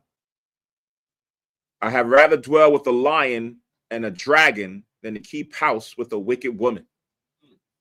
Right? So you, like I said, you're going to see a lot of precepts coming out of these last remaining verses pertaining to the wickedness of a woman. Go to Proverbs 21.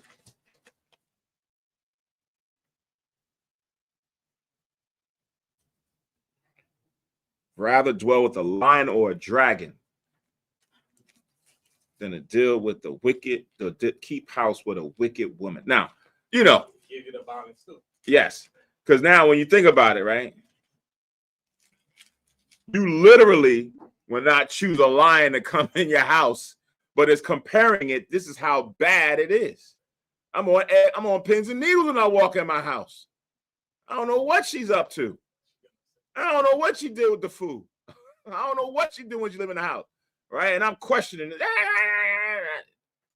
So Proverbs 21 and 19, it is better to dwell in the wilderness than with the contentious and angry woman, right?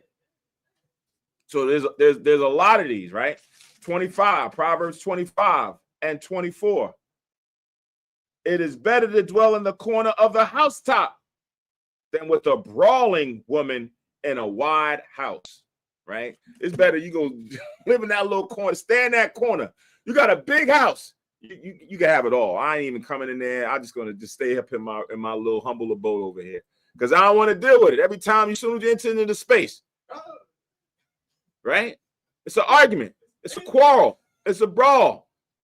Sometimes it get physical, right? And a lot of times you can look at this stems back because of not keeping the law, breaking the covenant. Deuteronomy 28:54, right? 28:55. Is it 55 or 56 when it flips to the woman? 56. Deuteronomy 28:56, right? The curse was put on a man, then the curse was put on the woman. How do you fix that, right? You come back to the law, Deuteronomy 10:12. What's your requirement? What is the most I ask of you? Men, women, is to keep the commandments. Understand your role and your position. That way you won't continue in these curses, right? Ecclesiastes 7. I don't even know why I don't even have to pull all these precepts because it's going to mention so many more coming up. Ecclesiastes 7:26. And I find more bitter than death the woman whose heart is snares and nets and her hands as bands. Whoso pleaseth Yahweh shall escape from her, but the sinner shall be taken by her. Right? So there's a lot of wicked women out there.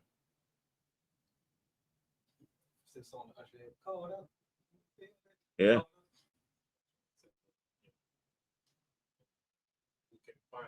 Right. Proverbs 31. It's, you know, it's like, it's to me for women, it's like when you read, because there's a lot of these precepts, and if you're a righteous sister, you might feel like, dang, read some good ones, brother. Where's all the good ones? There are good ones there, but it's like sometimes when you got some camps that may be a bit too abrasive, too rough, right? And then people come back and be like, dang, I was just walking by and the brother, I just asked a question. He said, told me to shut the hell up. It's like, what? Yeah, it's all y'all like that. Because, yeah, it's a, right? And then it's like, man, certain behaviors of certain men or certain camps kind of falls on others. And you'd be like, nah, that's not how y'all are. We not all like that. Like, that's not how Christ operated. That's not how everything is. So you get into a mind where you want to always speak that is positive, but sometimes there's bad apples out there. And overshadow. So even with women, there's way more wicked women in the world, especially within Israel, more wicked women than righteous women. Same thing for men. There's more wicked men than righteous men, right? But again, Proverbs 8:4, unto you, O men, I call. The Bible is written predominantly to men. So when we read these things, it's setting the course for men to be able to discern and have prudence on how and what you see out there with the women, to be able to begin to rebuke and correct in the structure. Because without it, like the brother said, most men are going to get caught up by these types of women, right? They're going to go out there and seek out these type of women. And then what? Entangle themselves into all kind of nonsense. So the Lord had to be repetitive and kind of showing you all these different circumstances of how there's wickedness within our people, within women in general, and what to avoid, because it's all about nation building. We're trying to repair and build the nation. So there's certain characteristics, certain things you have to avoid, right? Certain things you have to avoid when you're dealing with some of these sisters, right? Not to say that you got to avoid certain things when it comes to certain men, right? But again, this is written to the righteous men who are trying to do better or get it right. So what did I read? I read 17. No, I read 16. So I just read that in Ecclesiastes. And now we're going to continue on. So did I read it? I don't think I read it. I think I talked too much. I gotta stop talking. Comment too much.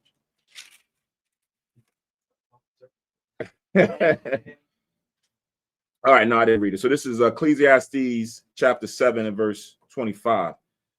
Solomon said, I applied mine heart to know and to search and to seek out wisdom and the reason of things and to know the wickedness of folly, even of foolishness of madness. And I found more bitter than death the woman whose heart is in snares and nets and her hands as bands. Whoso pleaseth Yahweh, I did read it, shall escape from her, but the sinner shall be taken by her. Right. So that last part is going to touch on a little bit later on. The sinner shall be taken by her. Meaning if you wrapped up in sin, you're not keeping these laws, you're gonna marry that woman. Indeed, Solomon got entangled. Yeah, he got entangled, caused him to sin. Right. At one point, Solomon was on point. In his older age, as he got up there in years and he consorted with more of these heathen women, they got the best of him. If even Solomon got caught out there, it's more of a testimony to the men now to be able to discern certain behaviors, right? That's why even those precepts that you read, Yahweh Kanan, they hold weight. So going back to Ecclesiasticus chapter 25, we have verse 17. The wickedness of a woman changeth her face and darkeneth her countenance like sackcloth, right? So,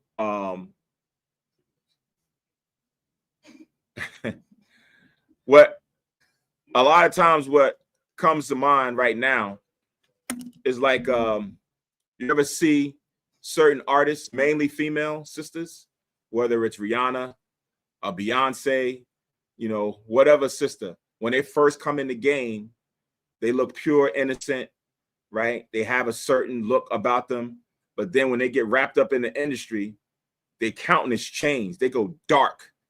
Right? They start looking, wearing more things, start having all different type of makeup that makes them look evil.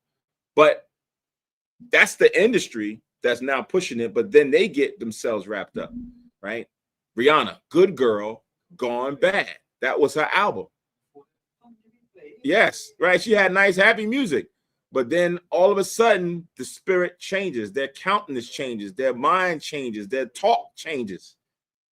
And that's what this is. And you seen it on TV, on public display. Sasha Fierce, right? And she tells you that she has an ulterior ego. Changes. Once she hit, boom, it comes out. Or when she's in the studio, boom, it comes out, right? That's what happens, as it says here. The wickedness of a woman changeth her face and darkeneth her countenance like sackcloth. It brings them low. Right, which is sad to see. Sin brings that. Go to Genesis chapter 4, because they have to uphold certain principles. They're taught they have to keep certain rituals, and those rituals cause the change in them. Go to Genesis chapter 4 and verse 5. But unto Cain and to his offering, he had not respect. So this is now Cain and Abel bringing their offerings before the Most High, right? And the Most High didn't accept Cain's offering. It says, and Cain was very wroth, and his countenance fell, right? Sin was in Cain. And now once it was exposed and once it was known, his disposition, his demeanor changed. Verse 6. And the Lord said unto Cain, why art thou wroth, and why is thy countenance or the look fallen or become sullen? Right? Something changed in you. Right? What happened? Because you didn't accept how I wanted to be. And a lot of times these celebrities, they battle in that inside. That's why they take the drugs. That's why they drink the alcohol, because it's a battle. They trying to fight the guilt that comes with what it is that they got to do. Right? That wickedness that they're doing, the spirit and the flesh, for those who came up somewhat pure, they battling inside. And sometimes they can't control, and what happens? They OD. Some of them are overdose, trying to run away from those fears and those pains, the trauma that they had, the things that they were subjected to, like the Epstein files and this pedophilia. A lot of them come out and say, listen, we was touched or done this happened, when we was kids. And that messes them up. So there's a lot in that. But with this here, you can begin to spot, learning these understanding through experience, you begin to spot the signs on a person. Proverbs 15. His brother used to say, who hurt you? Who hurt you? Right? Proverbs 15:3. Proverbs 15 and 13. It says, a merry heart maketh a cheerful countenance, but by sorrow of the heart, the spirit is broken. Right? So your spirit broken, it'll confer over to your countenance or your look, and it'll be seen that way. All right, so let's go back. We're almost reaching 2 hours, and I didn't get to the chapter, right? So we have verse 18. It says, her husband shall sit among his neighbors, and when he heareth it, shall sigh bitterly. Right? Go to Proverbs 31. It says, a husband shall sit among his neighbors, and when he heareth it, heareth what? About her wickedness, he shall sigh bitterly. So the flip side of that is this, right? On Proverbs 31 and 23, it says, her husband is known in the gates of a virtuous and righteous woman. It says, and when he sitteth among the elders of the land. So that's when you get good report about your wife going out there doing good things, buying a property, land, making good investments, taking care of kids. All of that is like, yo, man, your wife is on point. But who want to sit amongst his fellow brethren and hear about, yo, man, I seen your wife walking down the street the other day. Man, brothers was seeing her cheeks and what? Yeah, your wife had on a skirt, brother. It was a little bit too revealing. Oh, gosh. And I seen this other brother. He came, had his hand on her waist. What? All of this happens. I see this. And imagine if you that man that people got to come back and tell about your story. You in your mind, you're thinking of things that's like when Job was sending up offerings to the Most High at the thought that his children were sinning. That's like you just look. I know she out there doing something she shouldn't be doing. I know she out there doing something. That's hell to deal with. Because like a man's reputation, good or bad, extend to his wife and daughters. Mm-hmm. Reading on, it says, all wickedness is but little. All wickedness is but little to the wickedness of a woman.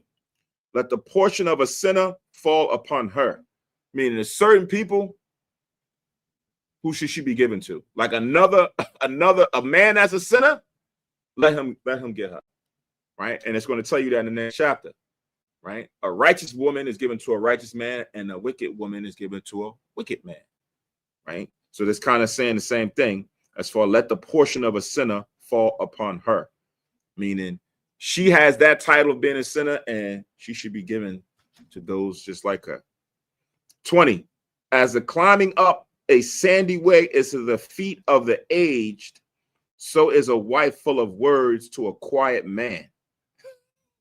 Sometimes I'll be reading something like, man, the poetry behind this. It's like you are an elderly man with bad knees and you got to climb up a sandy hill, man. It seems like there's no light at the end of the tunnel. It's like, man, it's so hard to overcome this. Imagine you a quiet man, just want to live in peace, and she just all over the place. She's full of words. She never stopped clamoring, tail bearing, backbiting. All of that. And you're like, dang, man, what did I get myself into? Stop. No, don't say that. Stop. Don't even deal with that. Don't even say nothing to her. And it's continue going. Yeah. Yeah.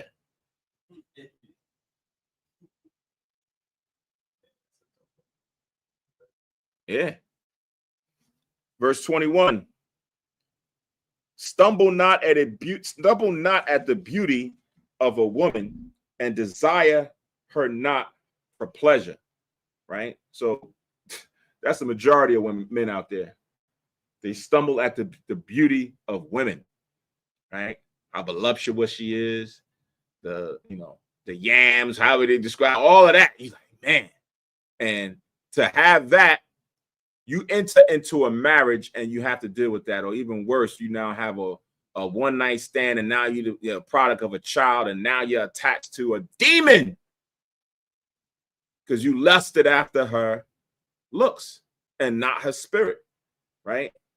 Go to Proverbs chapter 6.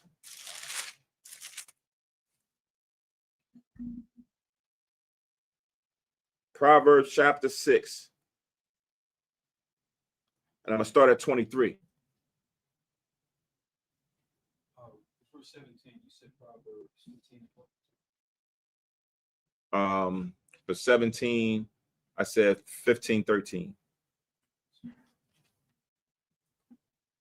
So Proverbs 6 and 23 says, for the commandment is a lamp, and the law is light, and reproofs of instruction are the way of life. So this is how a man now levels up and understands to keep these commandments and learn discernment when dealing with women, right? Even like today, what we're talking about with so-called Valentine's Day, which comes back from a pagan worship called Lupercalia, right? That was an old Roman pagan custom, form of worship that led to all form of illicit sexuality. The law tells you that you're supposed to not whore out your women. There should be no whores of the daughters of Israel, of the daughters of Zion. Fornication is when you go and you sleep with a woman, or a woman sleeps with a man with no responsibilities. So you would now use the law to reprove yourself, to correct yourself, to say, you know what? What am I doing? Am I going to go get her this and do that? For what purpose? What's the intention behind this? Because most intentions is to do what? To go get in the bed, right? I'm taking you out to dinner. And a lot of times, even outside of this Valentine's Day, brothers be thinking like, yo, I done took you out to dinner. You know, you got all that food. What am I getting tonight? Right? He's like, Dad, that's all you. Hey, I'm spending a lot of money here. You know, you could have went to McDonald's or something. McDonald's, and you start arguing over how much. But it's all about using the commandments to reprove you an instruction on how to deal with women. Women, use the instruction on how to prove and deal with or get a good man. It says this is what it was meant for men. Verse 24, to keep thee from the evil woman. See that? All this that we're reading about, it's to forewarn men. Use the commandments to keep you from the evil woman, from the flattery of the tongue of a strange woman. Lust not after her beauty in thine heart, neither let her take thee with her eyelids. Right? She's sitting at the bar, you there, and you look down and she give you that long little stare, and she back that eye and then look away, you smitten. You like, dang, that was me. Yo.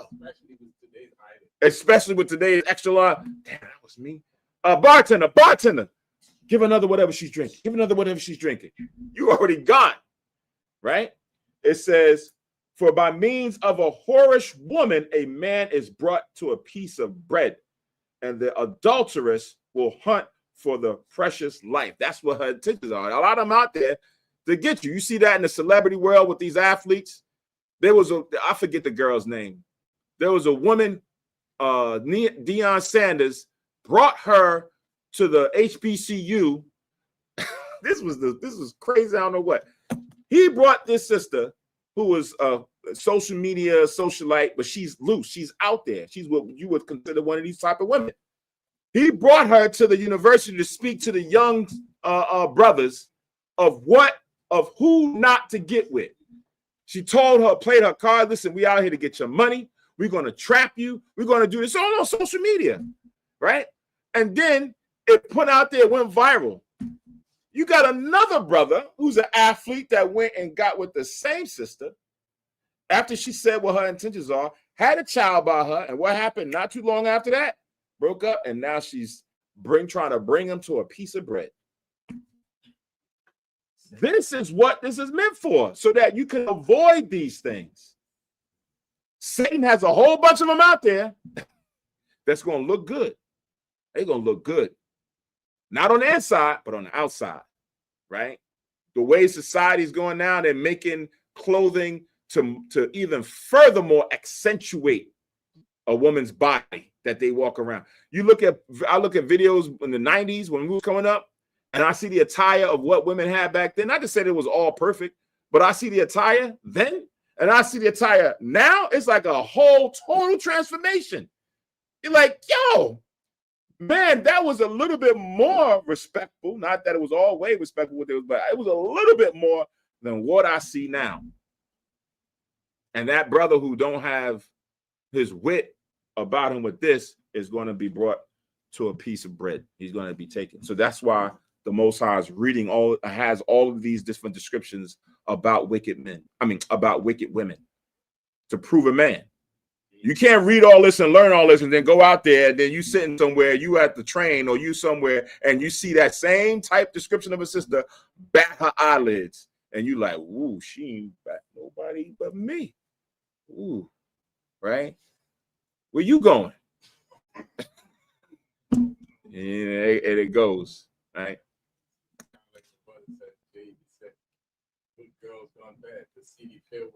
Yep. Good girls on going bad. Yep. That verse was a good verse to describe how the metropolis is. All right, let's go back. Ecclesiasticus. Let's try to swift this up. We have verse 21. It says, "Stumble not at the beauty of a woman, and desire her not for pleasure." You read that in Tobit, in the book of Tobit, when Tobit with his wife, and his prayer, he said that he did not want to take his wife for pleasure. He wanted to take her to be in unity spiritually, right? Sometimes people get these women just for the aesthetics, and then over time, when the aesthetics wear out a little bit, they have some kids, they put on some pounds, they get a little, and then what happens? You don't see that same thing, and you ready to toss it to the side, right? You're not here for just pleasure, right? Yeah. All of this is for correction. Verse 22. Shalom, brother. "A woman, if she maintain her husband, is full of anger, impudence, and reproach," right? So it says, a woman, if she maintain her husband, is full of anger, impudence, and reproach. So when a woman has to maintain a man, usually what happens is the roles is reversed, right?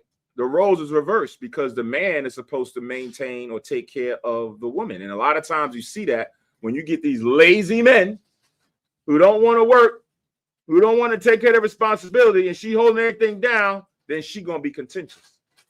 She going to come home, look at you a certain way, call certain things. It's going to be that way. Now, I quoted 1 Corinthians 11 chapter 1-3, where the head of the woman is the man. The man is in the authoritative position. You read in Exodus when it says when a man entices a woman, he must provide for her, I'm paraphrasing, to be his wife.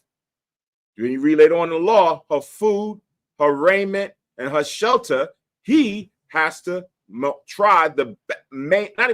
he's supposed to maintain it. You can't do it, then don't get a wife. Right? Don't go and do it. Today, sometimes you become erratic. You think with some other parts, and then you enter into it before the time.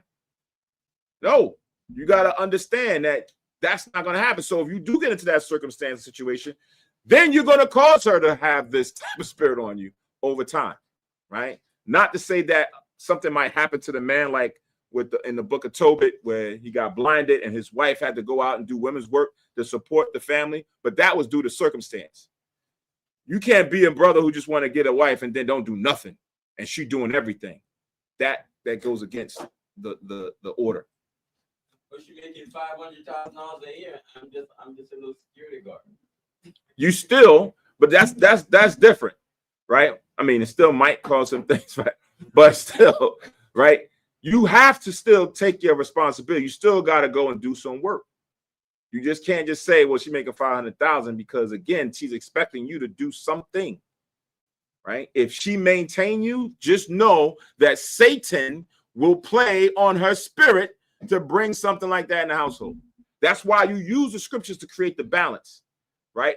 The man just can't understand these principles. The woman has to understand them too, so that she don't be in your household carnally minded and bringing carnal thoughts in of the relationship at home.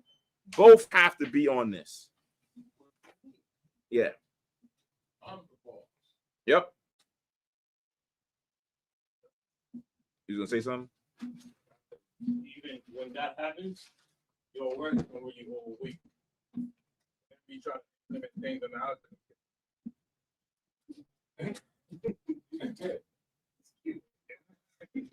Tell me what to do. I'm the breadwinner. All right. 10 times your salary. Read this in Proverbs chapter 30.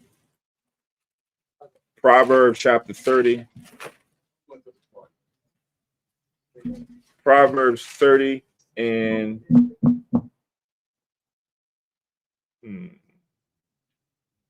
21. It says, for 3 things the earth is disquieted, and for 4 which it cannot bear. Pardon me.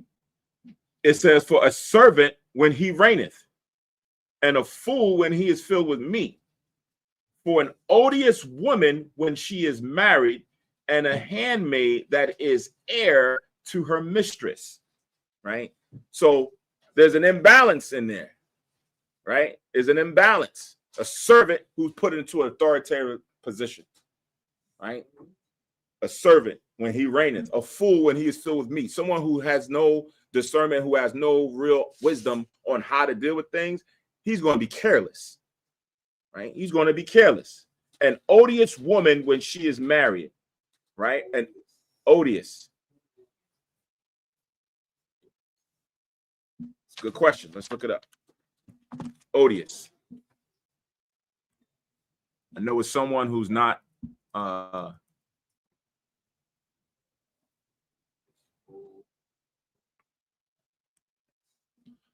it says here, I don't like that. It just says extremely unpleasant, repulsive.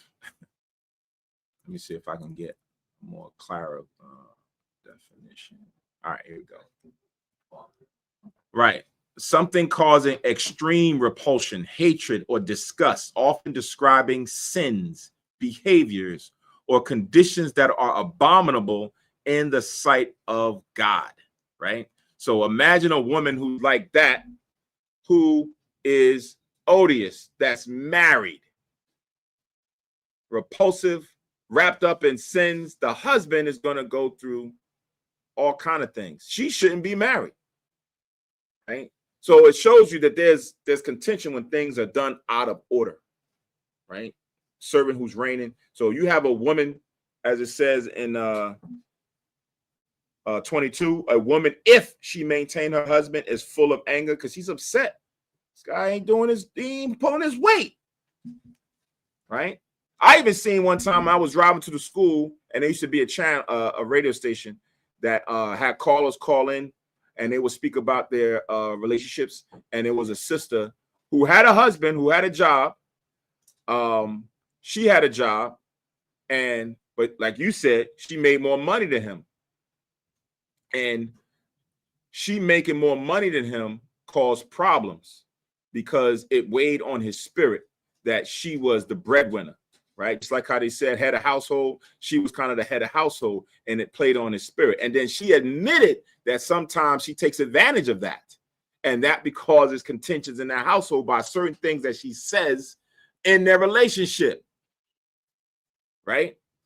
And she was honest and transparent to say, yeah, sometimes I understand why he feel the way he feel. I do make more money, but sometimes, it shouldn't matter. But when when I don't like some things he do, she holds it over him.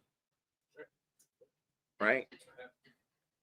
And that be the case. So again, a lot of this, as we're reading these things, is supposed to like either self-examine. Do I do that? Am I that way? Am I that wicked woman?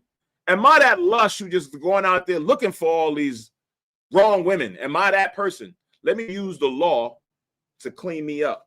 Let me use the testimonies so I can learn from somebody else's fall, or I can learn from somebody else's reward based on what they did. That's what the scriptures are supposed to be, right? What is that? 2 Timothy 3:16.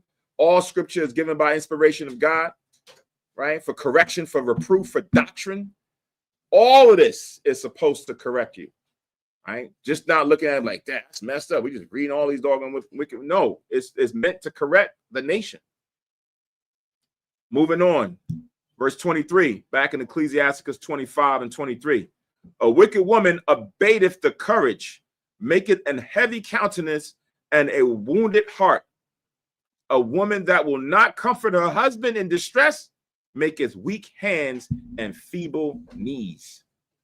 Man, that's you don't want to. Usually, when people do the vows and stuff for richer, for poorer, in sickness and in health, right? That was man's worldly way of saying this, right? When the husband or somebody had a bad day, or your wife had a bad day, whatever, you kind of help lift and pick each other up, right? You tend to each other's infirmities, whether physical or mental, right? That's how it works. But imagine you going through things and she could care less. She's all self-absorbed. She's self-absorbed. Yeah. Man up. She praying on your downfall because you got a good amount of money over there. She hoping that you do something stupid so you can call the cops and then put some papers in and take half, if not more, than your money. Because that's what she was about. A lot of sisters will be honest and tell you that's what they're about. She said, man up. Mm-hmm.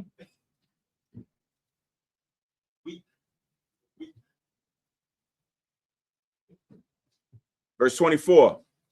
Of the woman came the beginning of sin, and through her we all die. Right? So it tells you in 1 Timothy's 2:13 and 14, the kind of parallels with this.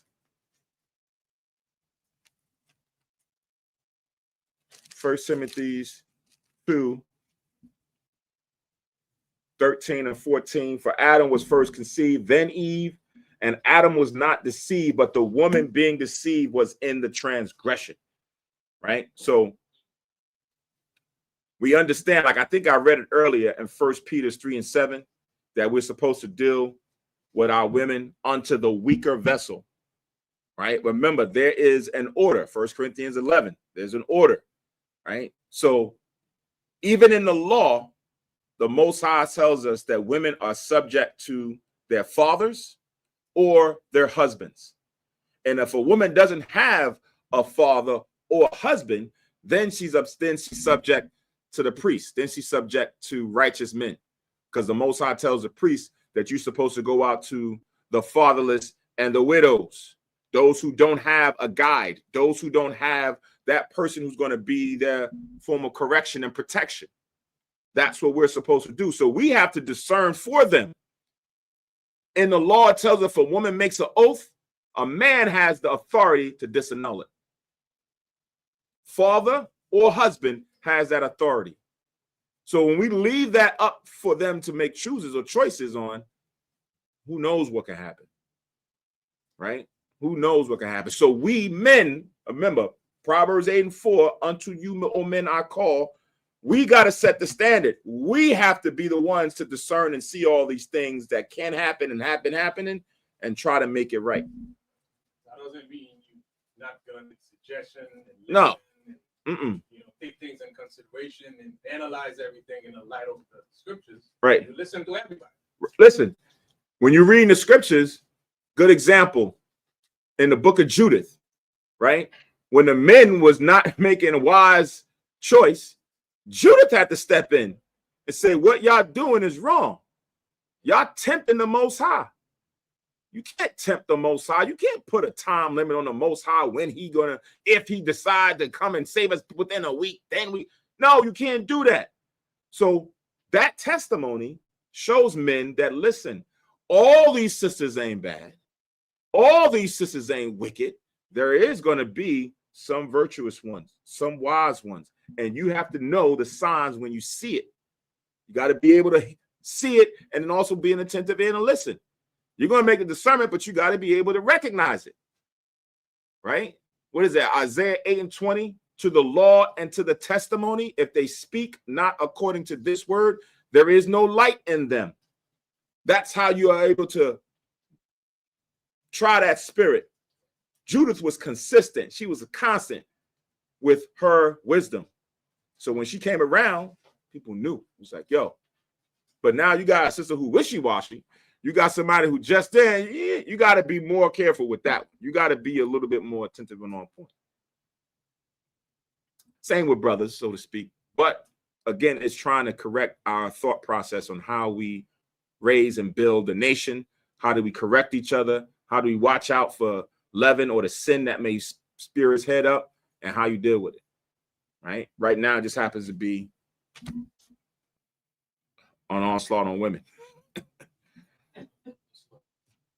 And like brothers always teach that the shoe is wear it, not take it off. Mm-hmm. As men more under scrutiny, you can say, "Oh, that's not me," but look to the man to your left, to your right, in front of you, behind you. Does it fit the bill? Okay. But I think if folks want to personalize it, then it's just like, what's up with the good conscience? I mean, like my said, the scripture says what it says. Right? That's the topics that we discussing right now. We have to tell it like it is. Just like when we get to the men, we said it like it is, as it is written, without trying to sugarcoat or try to sidestep, and try to avoid feelings and things like that. That's when we start, making consideration when it comes to the Most High scriptures. Mm-hmm. It doesn't work that way. I'm just catching up on these chats. This can't pronounce the name. Is it Condare Mercy? Please pray for me. I am not conceived pregnancy because doctor reports say fibroid. All right, Con, yes, we'll definitely send up some prayers for you. If you're having complications with your pregnancies due to a fibroid, scriptures say prayers of a righteous man availeth much. We'll keep you in our thoughts and prayers, sister. 3 of the hardest things to find is a good man, a good woman, and a good friend. Con, right? It's hard to find those. You're absolutely right. And the way you find them is through the scriptures and proving them, right? But I think, yeah, good man. Like, I think what he's saying is sometimes in general case, to have that brother or that woman, sister, or husband for the brother that you can truly trust, it takes a minute to really, find somebody that's there for the time, the long haul, that you can, walk with, right? Like it said in Amos 3:3, can 2 walk together lest they be agreed? That's the challenge. Nobody said it was going to be easy, right? Once you came into this truth, it wasn't going to be like, oh, the red carpet was going to be rolled out. I know even in the world it's hard, but in this truth, it's just like, oh, the red carpet is going to be rolled out. One thing that binds us is the scriptures. So once you come in here, we all are holding each other to a certain standard that we follow this. We eat the right things, we dress the right things, we celebrate and worship the right ceremonial things the Most High wants us to worship. We deal with each other according to the moral and civil laws found in the Bible, right? That's what we all hold ourselves, to a certain standard. But it doesn't mean that everybody clicks with everybody, right? I may see a brother and I like the brother, I'm respectful with him, but it doesn't mean that I'm going to deal with that brother like Yahushua deal with John. No, Yahushua and John, and they was cookie crunch. He loved that man for whatever reason. He had a certain bond with him, right? And him vice versa. But they still all did the work together. That's the package of living in a wicked system. Yeah.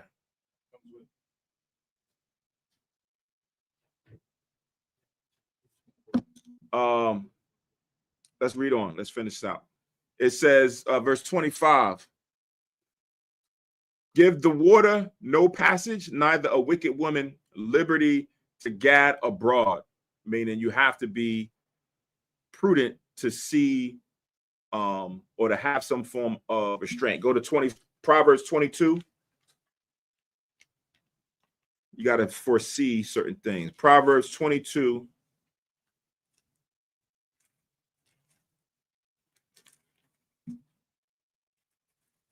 To kind of give some context. Proverbs 22:3. It says, a prudent man foreseeth the evil and hideth himself. So a prudent man will see errors or contentions or conflict or whatever and remove himself from it. It says, but the simple pass on and are punished, meaning they don't use sound judgment. They run right into the doggone nonsense, right? They run right there. So here when it says, give the water no passage, neither a wicked woman liberty to gad abroad. You now have to use prudence to prevent certain things from happening, right? The same way when they got dams set up so that the water can't go but so far. They said, nope, we're going to stop it right here. We're building a city so that everything is cool. We need some water. We're going to do this. Now, when you see a wicked woman or certain qualities and certain things building up in a system, you correct. Nope, you got to stop right there. Nope, we don't even want to hear that. Don't bring that word. I don't want to. If you're going to do that, you got to go, right? You got to stop it right when it shows its face. Verse 26, back in Ecclesiasticus 25:26. If she go not as thou wouldest have her, cut her off from thy flesh and give her a bill of divorcement and let her go. A lot of times, brothers in the past use this verse aimlessly. She don't want to go as you would, brother. You can let her go, right? You know, Israel, we always looking for the easy way out. We always looking for something that's going to allow us to get the easy charge. I'm dealing with this woman, man, and she, I told her to go and do this. She said no. So can I write a bill of divorcement, brother, and let her go? For what? Because y'all was supposed to go down to Atlanta, and she don't want to go to Atlanta. Now you trying to divorce them? Come on, brother. That's not what this is talking about, right? That's not what this is talking about. That's why Matthew 19, because it is the law for divorcement is in Deuteronomy 24, right? It's in Deuteronomy 24. But Yahushua said this in Matthew 19 to put some context onto what we just read. Because brothers back then, and even some now, went too far. 26, Matthew 19. No, and 7. They say unto him, why did Moses then command to give a writing of divorce and to put her away? Verse 8, he said unto them, Moses, because of the hardness of your hearts, suffered you to put away your wives. But from the beginning, it was not so. From the beginning of Adam and Eve, there was no law of bill of divorcement back then. So Yahushua gave understanding as to why the Most High gave that law. It was for the hardness or the lack of understanding, the stubbornness of men to put that in effect. Because if not, men would have just went out there and just been fornicating all over the place. See what the woman, I don't want to know. You got to go through this whole process of writing a bill of divorcement. So now it becomes binding, right? Now you got to take this to the public and let it know, yeah, this sister right here. And then they're going to inquire, what happened? What? And you're going to go through all that. But it says, verse 9, and I say unto you, whosoever shall put away his wife, except it be for fornication, and shall marry another, committeth adultery. And whosoever marrieth her which is put away, committeth adultery. So except it be for fornication. And someone could look at that, whether physical or spiritual, right? She's talking about she's worshiping Satan. She's talking about she's now becoming a Buddhist, or she's now into Islam and she's going to do, then that may bring too much else. And you might say, okay, I may have to do this, spiritual or physical. But for these other things, because she don't put the seasoning like you like, nah. She don't watch the shows that you want to watch, nah. You chose her with discernment. You got to work through that. You got to work through that. right? Except it be for that. So that verse says, if she go not as thou wouldest have her, cut her off from thy flesh and give her a bill of divorce and let her go. Precept upon precept, line upon line. You now link that with what Yahushua said, who's our example. He gave further clarification on what this really means, right? You got to have a level of patience now.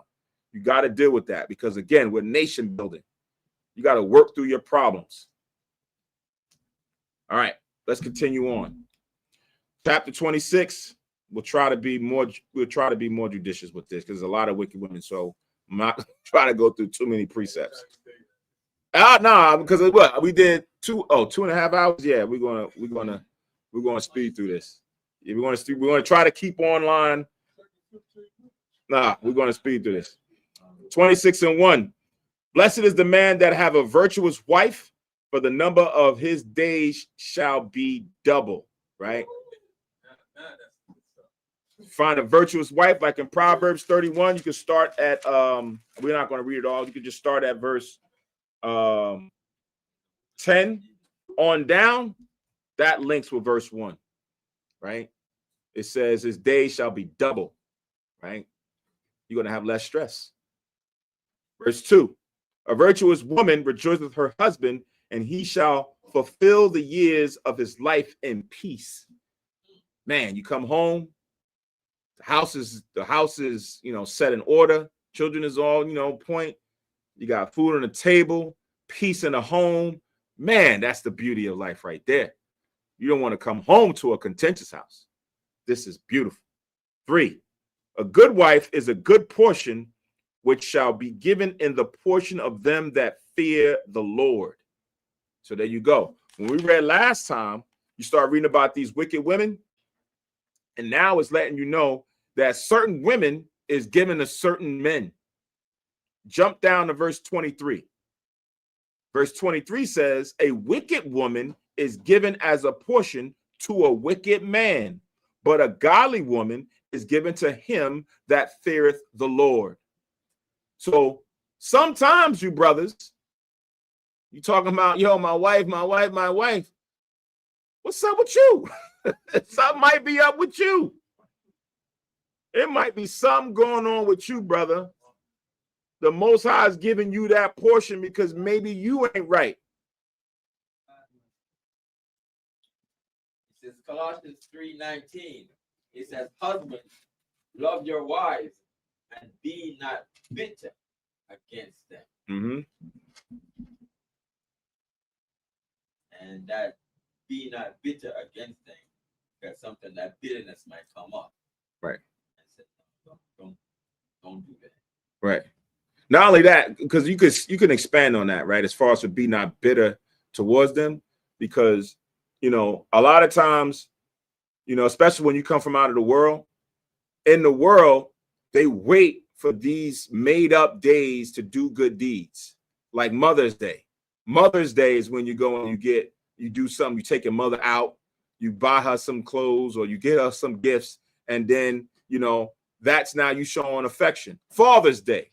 Valentine's Day. Valentine's Day is when you want to go and reserve that restaurant and take her out and do certain things. You wait on these made up days to do good deeds. But then there's times, the rest of the time, you don't do nothing. Right? You don't show that same care for your significant other. And then that also makes them bitter because it's like you don't have an intent behind what it is. You're just doing it because Esau told you to do it. Right? So a lot of that plays in the part, right? I always look at with children, sometimes a child will come up to you and give you a hug just because. I love you, mommy. Come and give you a hug, give you a kiss. Son come up and give the mother a kiss or whatever. It's like, wow, that made me feel good, right? It was random. It was a random choice of affection. Something with us, with the Most High. We don't always just wait for the High Holy to come and say, oh, Most High, I thank you for doing this or doing that for me. No, you do it random, or you should be doing it random. Tuesday, Thursday, right? You just don't wait for the Sabbath day to think about the Most High. You don't wait for the Passover to say, oh, I'm thankful for what Christ done for me. Nah, man. No, You do it continually in anything you do. Paul tells you whether you eat, whether you drink, whatever you do to the glory of the Most High. Right? You got up this morning, you made it to, you got a job over here, you got a job to go to, you got means to get food on your table. You better thank the Most High. Right? That's why even blessing your food, Yahweh gave us an example. We bless our food to the Most High because we got the opportunity to eat. So that bitterness comes back to you're not really teaching or doing things to build up your wife. And that's a responsibility that men have to take upon themselves to do more effectively. And a good practice to dealing with the Most High, you have to practice that you when you wake up or however way how you live every day, you have to live as if you have a father in the house. That's how you gotta deal with the Most High. Mm-hmm. Like in always acknowledge that your heavenly Father is there. That way you will never miss, thanking the Most High, appreciating everything that you are doing as far as the Most High is concerned. Mm-hmm. So let's go back. We have 26 and we have 4 now. Whether a man be rich or poor, if he have a good heart toward the Lord, he shall at all times rejoice with a cheerful countenance. So it don't matter what circumstance you in, right? Whether the Most High exalt you or the Most High bring you down low, you should always be able to still reverence and worship the Most High in Christ. Go to Philippians chapter 4. Philippians chapter 4. And I'm going to start at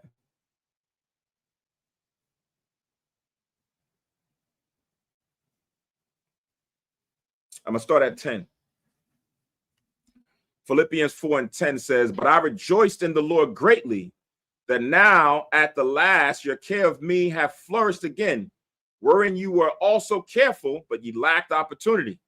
Now that I speak in respect of want, for I have learned in whatsoever state I am, therewith to be content.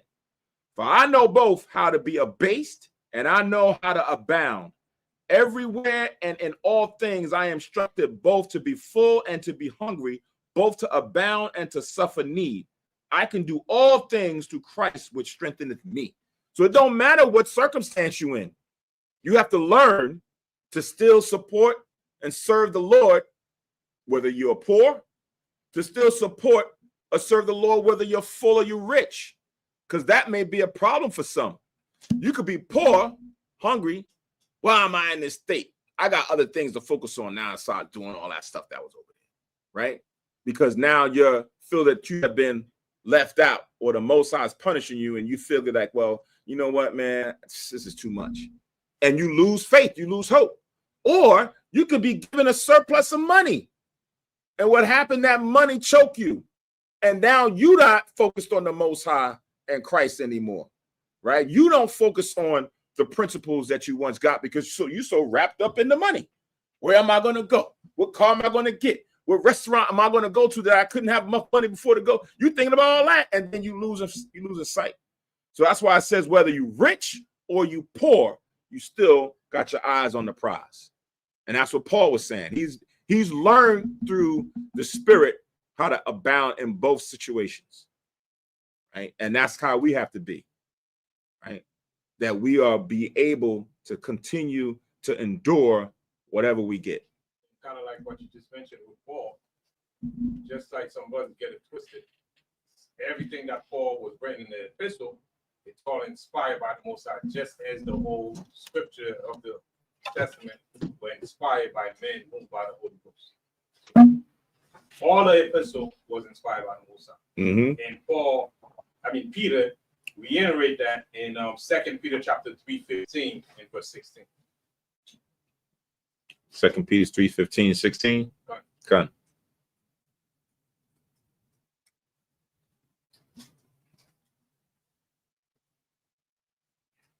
Reading on, we have verse 5 now. There be 3 things that mine heart feareth, and for the 4th I was so afraid. The slander of a city, the gathering together of an unruly multitude, and a false accusation. All these are worse than death, right? That's why even in the law it speaks about not bearing a false witness, because verse 6, I mean verse 5, because what that does, it can lead to imprisonment, right? You can go to jail behind, like we've seen a lot of brothers and sisters, and for that matter, who've had a false report put upon them, and they've been in prison for long periods of time unjustly. You could lose your honor. You had a certain, a good name out there, and someone comes and stains your name falsely. You could lose honor and respect out there. And even worse, you might even lose your life, right? Somebody makes a false claim upon you, and now somebody's looking to react revenge or do something to you. So that last one, that false accusation, weighs heavy. But the other one was with the slander of a city and an unruly multitude. It's like the mob back when it was in slavery times, and you seen the mob of the oppressors coming, and they're coming to your door, they knock on your door, they're standing out there with the flames going, and you see them coming. He's like, oh my God. Yeah, like Rosewood or something like that. Right? That's fearful. You always living in doubt. No power or might in your hand. And these types of things is at any opportunity can happen. Right? So 3 things that a person's heart feareth, and we live through that. Verse 6, but a grief of heart and sorrow is a woman that is jealous over another woman, and a scourge of the tongue which communicateth with all. Right? So I don't know. Some people say it's when, women are put up on a pedestal from child, and get the Barbie dolls and look made like princesses. And then, over time, women start comparing themselves one to another. They can't wear the same dress, can't wear the same outfit. And they go through these things, and how bad or worse that is with women who are foolish, who are loose, who are all these other principles that we read, and then they start going at each other. A woman is jealous over another woman. A woman is jealous. I saw just the other day, yesterday, a brother had a child by a woman. She was like 2 years old. He got his daughter's hair done by another sister. That woman was jealous over that woman, and when they co-parent, and when he brought his daughter to his mother, and she questioned who did her hair, and he told her who did it. She went and took scissors and cut her hair right then and there on the street. I don't want you to take my daughter over that woman had to do. Cut her hair right there. Boom, boom, boom, boom. Boom, boom, boom. Cut her hair. I was like, come on now. Right? Women can become too much. Especially like it says, when a woman is jealous over another woman. What does that lead to? Man, think about that. Right? She's stirring up thoughts. Who you with? Where you going? Why you there? You could be at work. I know you over there. What are you talking about? Right? All kind of things stir up. That's why we read what we read earlier, as far as for having prudence, being wise to understand from experiences on how to navigate, to learn, certain things even beforehand. But a lot of these things, men have to use correction or better decision making in how to navigate these. Some people come into the truth with these problems, right? Some people develop these problems in the truth because they wasn't smart, right? They didn't use the scriptures. They get into like, man, really? Yeah. And now you got to deal with it still with wisdom. It says, and a scourge of the tongue which communicateth with all, right? So again, like in James, I think it's the 3rd chapter, it goes into the tongue. I think it's the 4th chapter goes into the tongue. It's something that you see happen in the streets, so especially with loud women, sparking, throwing out darts here and there, all kind of things, man. verse 6. So like verse 7, an evil wife is a yoke shaken to and fro. He that hath hold of her is as though he held a scorpion. Right? Scorpion, sometimes it's patient, bite you, and then that's poisonous. Sometimes it's this way, sometimes it's that way. Sometimes you have a good day, you have a bad day, and it's bad. Then all of a sudden you make up, and it's a good day. It's a bad day, and it's bad. A drunken woman, verse 8, and a gatter abroad curseth great anger, or causes so like great anger. It says, and she will not cover her own shame. A drunken woman and a gatter abroad causeth anger. A gatter is a person who habitually wanders or roams about in idle or restless or aimless manner, searching for pleasure, gossip, or social amusement. Busybody, so to speak. That's just looking to get involved in certain things, right? So a drunken woman and a gatter causes great anger, right? Here she comes. Sometimes I be, just now this morning, I was coming up the street and I seen a sister coming up the block. Loud, looked like she was drunk because the liquor store is right there. They be out there early. And she coming up the block. Yeah, what is that? You like, let me hurry up and get into school, man. Let me hurry up and get into school. I'm going to flee from evil. Let me not even deal with this unless I have to. Right? Because it's an anger. Y'all brothers know me, especially if we at camp and somebody, especially if it's a brother, sister, even worse. If they drunk, I don't want to entertain you. I don't want to entertain you. I'm already that's my pet peeve. If I smell alcohol in your breath, nah, you gotta sober up, brother. Come back another day, because you're not gonna retain, and it's not gonna go well. Verse 9, the whoredom of a woman may be known in her haughty looks and eyelids.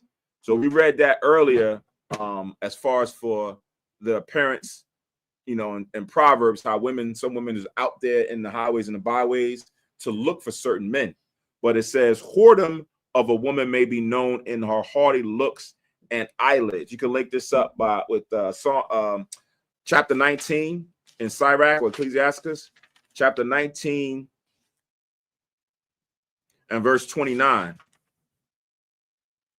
Ecclesiasticus 19:29. It says, a man may be known by his look, and one that hath understanding by his countenance when thou meetest him.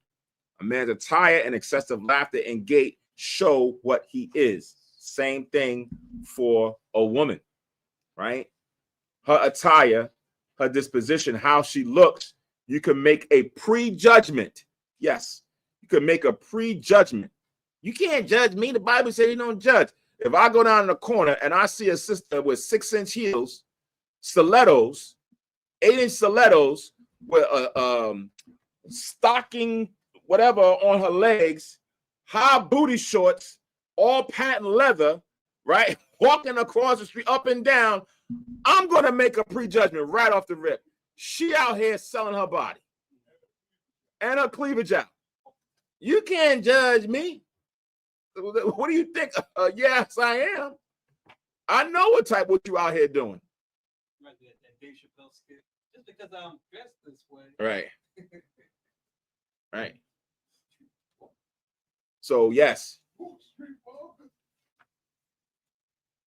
Even the Lord, right? Go to Isaiah. Thinking about this. Isaiah chapter 3. Criticize Israel's women in general. Isaiah chapter 3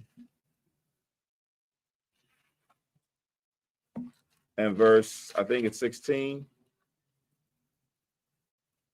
Right. Isaiah 3:16. It says, moreover, the Lord saith, because the daughters of Zion, which is the daughters of Israel, are haughty and walk with stretched forth necks and wanton eyes, walking and mincing as they go, and making a tinkling with their feet. Right. For some brothers, we see it. Right. You be out in the mall, you be somewhere, and those sisters be switching extra. You like, look. Yeah, she trying to catch your attention, brother. The way she walking with her feet and the way she looking, right? That's a spirit on these women, right? They kind of have that spirit to what? Trap men. They're looking to entice men for various different reasons. It says, therefore, the Lord will smite with the scab the crown of the head of the daughters of Zion, and the Lord will discover their secret parts, right? So the Lord is going to put a curse or a judgment on women who have that type spirit. Wanton eyes, walking and mincing as they go. Y'all think it's cute. Most I don't. Righteous men don't, right? Most I get you. We're not going to give you judgment, right? We're not going to execute a judgment on you, but we will tell you about the judgment that can happen to you from the Most High. It's a forewarning. Whether you hear for bear, we'll tell you, look, that's not becoming of a lady. It's not becoming of a daughter of the Lord. You can wear what you want to wear, but if I read here, the Lord says such and such. Oh, you don't want to follow correct? Okay, cool, right? It'll happen to you. So that's an example of, how a woman's haughty looks, her facial expressions, and the way she moves.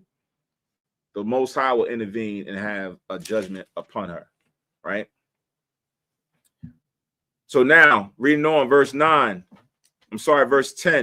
If thy daughter be shameless, keep her in straitly, lest she abuse herself through overmuch liberty, right? So this goes into a lot of the scriptures that we read about.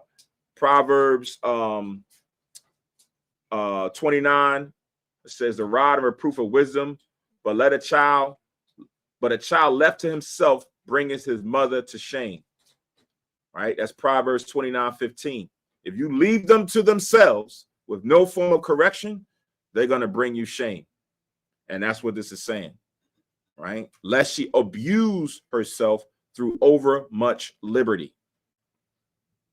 Right? So what happens? You got to correct them along the way. Proverbs 22:6. Train up a child in the way that he should go. Right? And when he is old, he will not depart from it. So these are things that a person, a father and a mother, should want to correct early. Verse 11. Watch over with an impudent eye and marvel not if she trespass against her. So you got to take careful correction and eye and watch and observe what she's doing. And don't marvel when she go off, because look at the liberty you gave her. Look what's happening, right? You got to stay on top of that as best you can.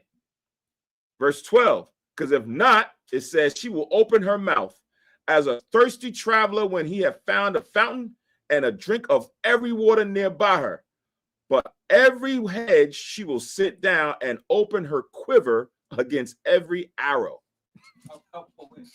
How poetic, right? Exactly. Yeah, she for the streets.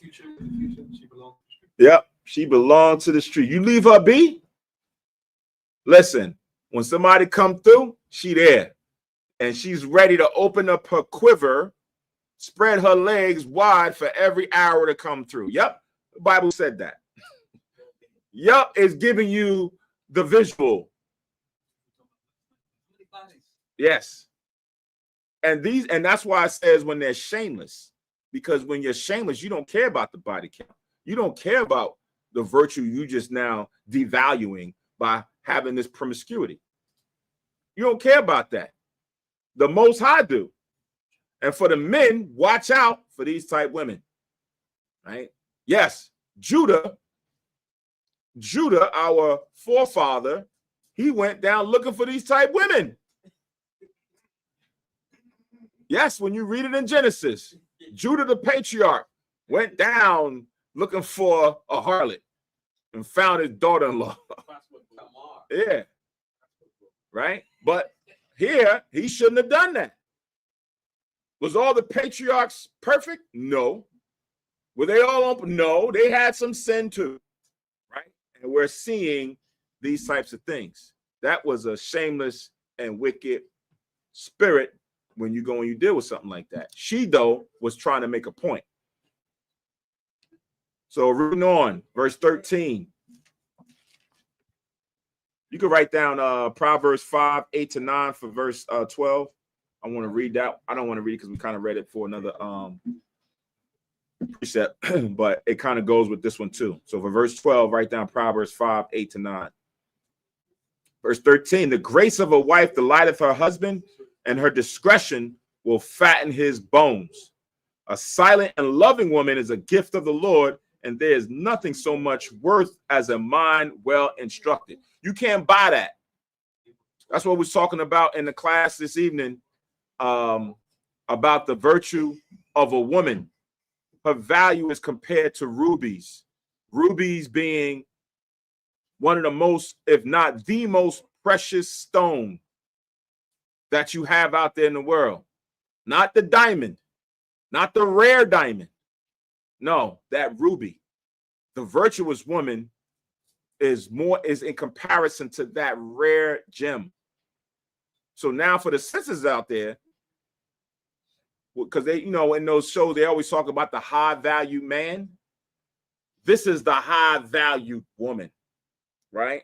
The high value woman will take upon her the principles found in Proverbs 31. The high value woman would, be shamefaced, right? Dress modest apparel. The high value woman is going to now make sure the household is taken care of in righteousness. The high value woman is looking to better her household. Thoughts of now worshiping and serving the Lord and doing things for the household. The high value woman is even thinking about the nation, how to protect the nation, like a Judith. That's a high value woman. Where are you finding that at? Who like that out here in the streets of Philly? Who like that out in Brooklyn? Who like that in Atlanta, LA, Chi-Town? Far few and between. So I always say the scriptures is just that. It's a scripture. What part you want to play in the Most High's narrative? So as you read these principles, and it describes women, it describes men, it describes nations, you got to go and say, well, hell, I don't want to be the shameless woman. I don't want to be the wicked woman. I want to be the good woman, the virtuous woman, or the good wife. What do I need to do? Sign me up. Show me all the precepts that align to that, and I'm going to read that, study that. And then on the left side, I'm going to put all the things that pertain to being a wicked woman. Same thing for the men, right? I want to now make sure that I keep my temple holy. What do I need to do? I got to stop the weed. I got to stop to that. I got to stop going out to the clubs, strip club. I got to stop doing that. Okay, cool. I'll put all that in a line. Verse 15. A shamefaced and faithful woman is a double grace, and her continent mind cannot be valued. Again, we're talking about high value sisters, high valued woman, right? Read all these qualities and principles, sisters, and you be that. You become a Judith, a Deborah, right? You become these righteous sisters. Right. And also, with so much pressure society has put on women to devalue them, without the help of the scriptures, it's going to be a challenge to abide by being a standard of a virtuous woman. Mm-hmm. It's not easy. Mm-mm. Because women have been beaten down to become what society wants them to become. Mm-hmm. So to be out there, to be virtuous, is very, very difficult. Only with the help of the Most High that can be achieved. That woman get paid. Yep. Mm-hmm. They get paid. They're influencers, Yep. right? Promote promiscuity, right? You're getting paid to promote that. What do you mean that's wrong? You know how much money the little Edomite girl just turned 18. I don't know. She's a childhood celebrity or whatever. I don't know what it was. She turned 18, joined OnlyFans. Millions of dollars right the first day. Millions of dollars. So what happens? People get, seduced into that type of lifestyle. Can get a lot of money, especially in today's time when you're talking about AI about to take my job, but all I gotta do is get a camera and a laptop and then just, put on little outfits here and there, and they coming and I'm making money.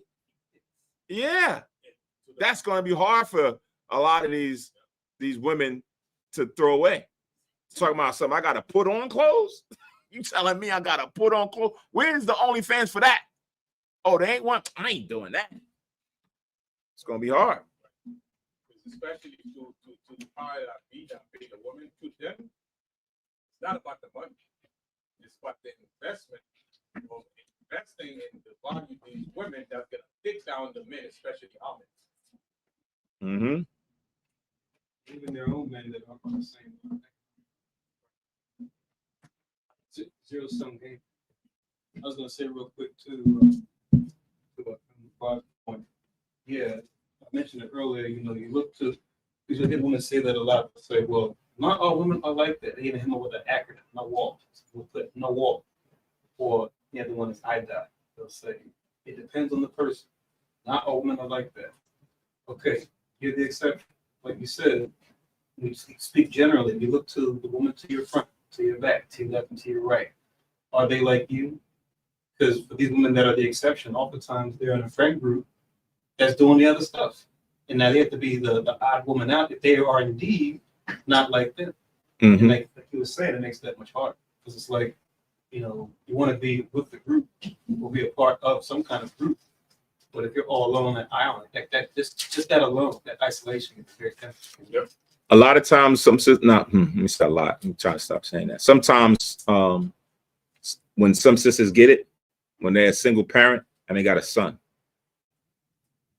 When they're a single parent and they got a son, and now they got to guide their son to not get caught up by the same women, because they know good, they know well. Women know, and they're gonna say, "Listen, watch out for these fast little this. Watch out for that." Then they get it because then they know the behaviors and the thinking of women, right? But when they're in that mode, when they're trying to come up, they all that goes out, all that logic goes out, right? It only happens when they now have to consider a son of theirs who's going out in the world dealing with these women, and they don't want their son to get caught up with how the Bible describes these women and what to avoid. Then she'll start telling her son. I seen the brother who's a football player, plays for I think the Redskins. His mother goes everywhere with him. Once he became an athlete, they made a meme or a joke about it. He started dating this girl who's a basketball player, and she is there. Like they're going to date, she there. What? Yes, because look, she's trying to protect her son. And her mom, she protecting her son. She want to hear what they talking about. Stop that. No. Let's give them a nudge and everything. So yeah. Once you get there, then you understand. But majority of them, sometimes they're too lost. They too lost. Like Akon, when the woman divorced him, yeah, he got all his money in his mother's name, and he had like what, $10,000 in his bank. Yeah, yeah. The woman like, what? Yeah, you get a lot. You're getting more male athletes who are starting to do that. They're starting to, when they get these big contracts, they're putting their contract in their mother's name. So that when and if they do go out there and they get with a woman who has intentions to just try to take their money, whatever, and they take them to court, they ain't got no money because it's in their mother's name. They're an employee of their mother. Their mother gives them an allowance. So they can't take anything. And it's happened many, many times that I've seen the past 3-4 years. Remember that this I think it was an MMA fighter. Yes, him. I don't know if it's the same with an MMA fighter. She didn't have the kid for him, and she was now wife per se on paper. She was just his girlfriend. Yes. And she wanted half. She wanted half of his earnings. She made money too. She took him to court when he broke up with her and she said that she helped build his fortune and she wanted half. He was a multi-million-dollar athlete. she made like $1 million or whatever. So they went to the they took him to court because his money is in his mother's name and he had no money. Then turned around and sued her for money, and they awarded him money from her. The judge says, "Okay, yeah, now you got to pay him," and she had to pay him like half of her money. Yeah. So again, you know what is it? Galatians 6:7. For whatsoever, how'd it go? You know, for whatsoever man soweth, that shall he also reap. If your intentions is evil or wicked, the Most High will reverse that and bring that back on you. Yep. Yep. Coming soon. Mm-hmm. Coming soon. All right, let's go on. We passed the watch. So we have verse 16. Almost halfway there. It says, as the sun when it arises in the high heaven, so is the beauty of a good wife in the ordering of her house. Right. So like in Proverbs 31:27 talks about that virtuous woman looking well to the ways of her household. It's like a light. That wisdom is on her to make sure everything is in perfect harmony with the husband, with the kids, with the household in general. Something's going wrong, she informs him. All that's well instructed. It's beautiful. So Song of Solomon 6:10. Song of Solomon 6:10. Right. Song of Solomon 6:10 says the same thing for verse 16. Verse 17. As the clear light is upon the holy candlestick, so is the beauty of the face in ripe age. Right. So same thing that we read earlier in Ecclesiastes 8:8. Who is as a wise man, or who knows the interpretation of the thing? A man's face. I don't know. I'm misquoting it. Make it his face to shine. A man's wisdom make it his face to shine. So it's comparable to the menorah, right? So is the beauty of the face in ripe age. So, you know, with wisdom, you still are spiritually beautiful to the Most High. It's not about physical, because you could be a beautiful sister at 60 or 70 or 40 and be wicked as hell. I used to say back in the day, if you're in the spirit, if what you represent inside became the reflection of who you are on the outside, you see a lot of demons. Like that movie, You're right in my head, the Shallow Hal. No, the one with what's the guy from Godfather? No, his son took over. Al Pacino. Al Pacino was the devil in that movie with Devil's Advocate. And remember, in the Devil's Advocate, when they was moving through the room, you would see the faces and you could see the demon on the face. But then after a while, it go away and it'd be a pretty woman, right? So you walking around and on the surface, you're looking at a lot of pretty women in this room. But in the Devil's Advocate, it shows you that they was demons underneath. So in the same context, if you walk out here right now, it's a lot of demons walking around there, but you don't know that. You got to prove them first to find the demon in them, or to find that righteous, beautiful sister, right? That's why you got to prove them, because you're not going to be able to always see it on the surface. I didn't expect it with that Shallow Hal movie, but a lot of fruit of the spirit, that even though it's like a romantic comedy or whatever. Yeah. It's really on point, some of the stuff that's in there about, like you said, seeing beyond the surface. Right. Verse 18.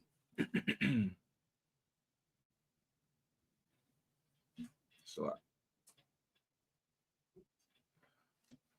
as the golden pillars are upon the sockets of silver, so are the fair feet with a constant heart. Right? Constant, persistent, discipline. Right? Your spirit is always trying to do what's righteous for the Most High. Right? So now you're building a solid structure in your household with the men and the women who's holding it down. It says, my son, keep the flower of thine age sound and give not thy strength to strangers, right? Give not your strength to strangers, meaning your seed, right? The law tells us all the way back in Deuteronomy, I think it was the 7th chapter, right? About not going and giving your sons to their daughters and your daughters to their sons. Even go to the book of Tobit, chapter 4, because it's going to self-explain itself, but let me get the example in Tobit, chapter 4. I think it's 12. Tobit, chapter 4, and verse 12. Come.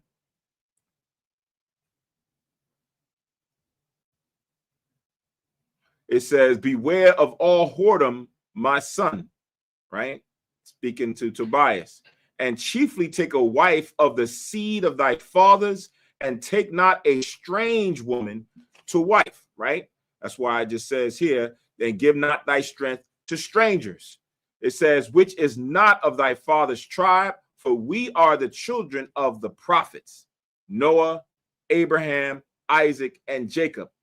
Remember, my son, that our fathers from the beginning, even that they were all married wives of their own kindred, and were blessed in their children, and their seed shall inherit the land. Remember, there's laws of inheritance, right? The laws had to now correspond to the man and their tribe. So that's why he says, chiefly take one of your own people, because what will happen? Here it is, you done took a wife of another nation. You die. She's going to bring her family in, and they're going to take the land. They're going to take the possession. They're going to take it over, right? Keep that within the nation. Verse 13. Now, therefore, my son, love the brethren, or love thy brethren, and despise not in thine heart thy brethren, the sons and daughters of thy people, and not taking a wife of them. For in pride is destruction and much trouble, and in lewdness is decay and great want, for lewdness is the mother of famine. And that's what happens. You got a lot of lewd men running around here dealing with women the way they are. So that was the guidance and the wisdom given to Tobias from his father. And now it's generalized here when we go back to Ecclesiasticus chapter 26 and verse 19, right? So it says here, my son, keep the flower of thine age sound, and give not thy strength to strangers. When thou hast gotten a fruitful possession through all the field, sow it with thine own seed, trusting in the goodness of thy stock. So thy race, which thou leavest, shall be magnified, having the confidence of their good descent. Why would they have a good descent? Because you did what Tobit said. Right? Your possessions and things will be within your tribe, or will be within the nation. That was a law going back to Moses' time. This ain't nothing new. It's just that men's lewdness, whether you can look at Solomon for what he did when he went out there and got all those women, or other men that went out and found other women. Right? I know Aaron and Miriam stepped to Moses when Moses took the wife of the Ethiopian. They went to go and like, yo, what you doing? Right? And then they got a little bit too big, and then they went and started pressing them about why the Most High got there with you. And the Most High said, all right, hold on, let me step in and jack you up, Mary. Why are you talking like that to Moses? Right? But as far as for why he did that, Moses wasn't perfect. He had some flaws too. David had flaws. Solomon had flaws. A lot of these men. And these men were righteous men with flaws. Be quiet. That's how you see the spirit behind the Apocrypha is tying to the law in reference to how he described wisdom. Right. Because I remember in chapter 24, 25, wisdom find its origin from the Most High. Right? And it finds its dwelling places in Israel, and then its identity comes right back in the law.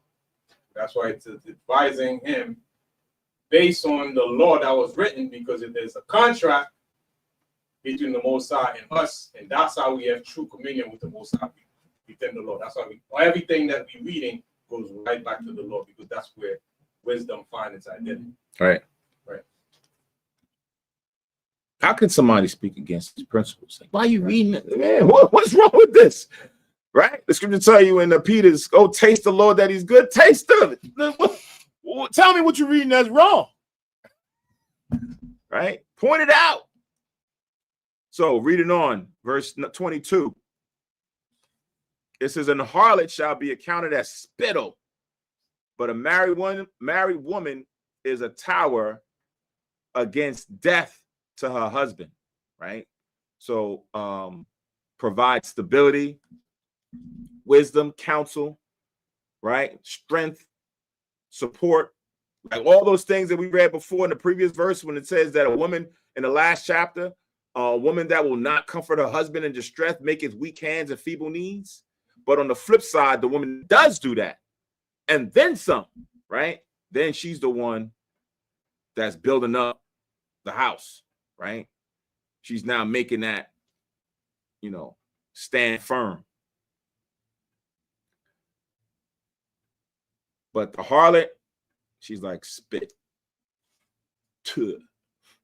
Verse 23, "A wicked woman is given as a portion to a wicked man, but a godly woman is given to him that feareth the Lord." So like we said earlier, if you are a man and you always having problems and contentions with your wife, check yourself. Go look in the mirror. Go examine yourself. What am I not doing, or what am I doing to have these things? Let me go talk to a brother. Brother, I'm having hell up in my house. All right. And then he or they can give you different insight as to probably what's going on with you. Verse 24, "A dishonest woman contemneth shame, but an honest woman will reverence her husband." Right? A dishonest woman contemneth shame. She has no care. She's like, what? Ain't nothing wrong with that. Say what I want. I do what I want. Damn, sister, you ain't ashamed of the. Nah, not at all. Right? But the righteous sister is going to seek guidance from her husband. When it says reverence her husband, same way how we reverence the Most High. Right? We come to the Lord for guidance, for instruction. Right? A wife is going to do that with her husband. It says, "A shameless woman shall be counted," verse 25, "as a dog. But she that is shamefaced will fear the Lord." Right? So when you read in Matthew chapter 18, I think it starts at 15, when Yahushua is giving us guidance about how we handle issues with one another. There's steps and measures to take. You go and talk to that man, that don't work out, you go talk to a small group, that don't work out, you bring it to the church. If that don't work out, you treat them as a heathen or a publican. Right?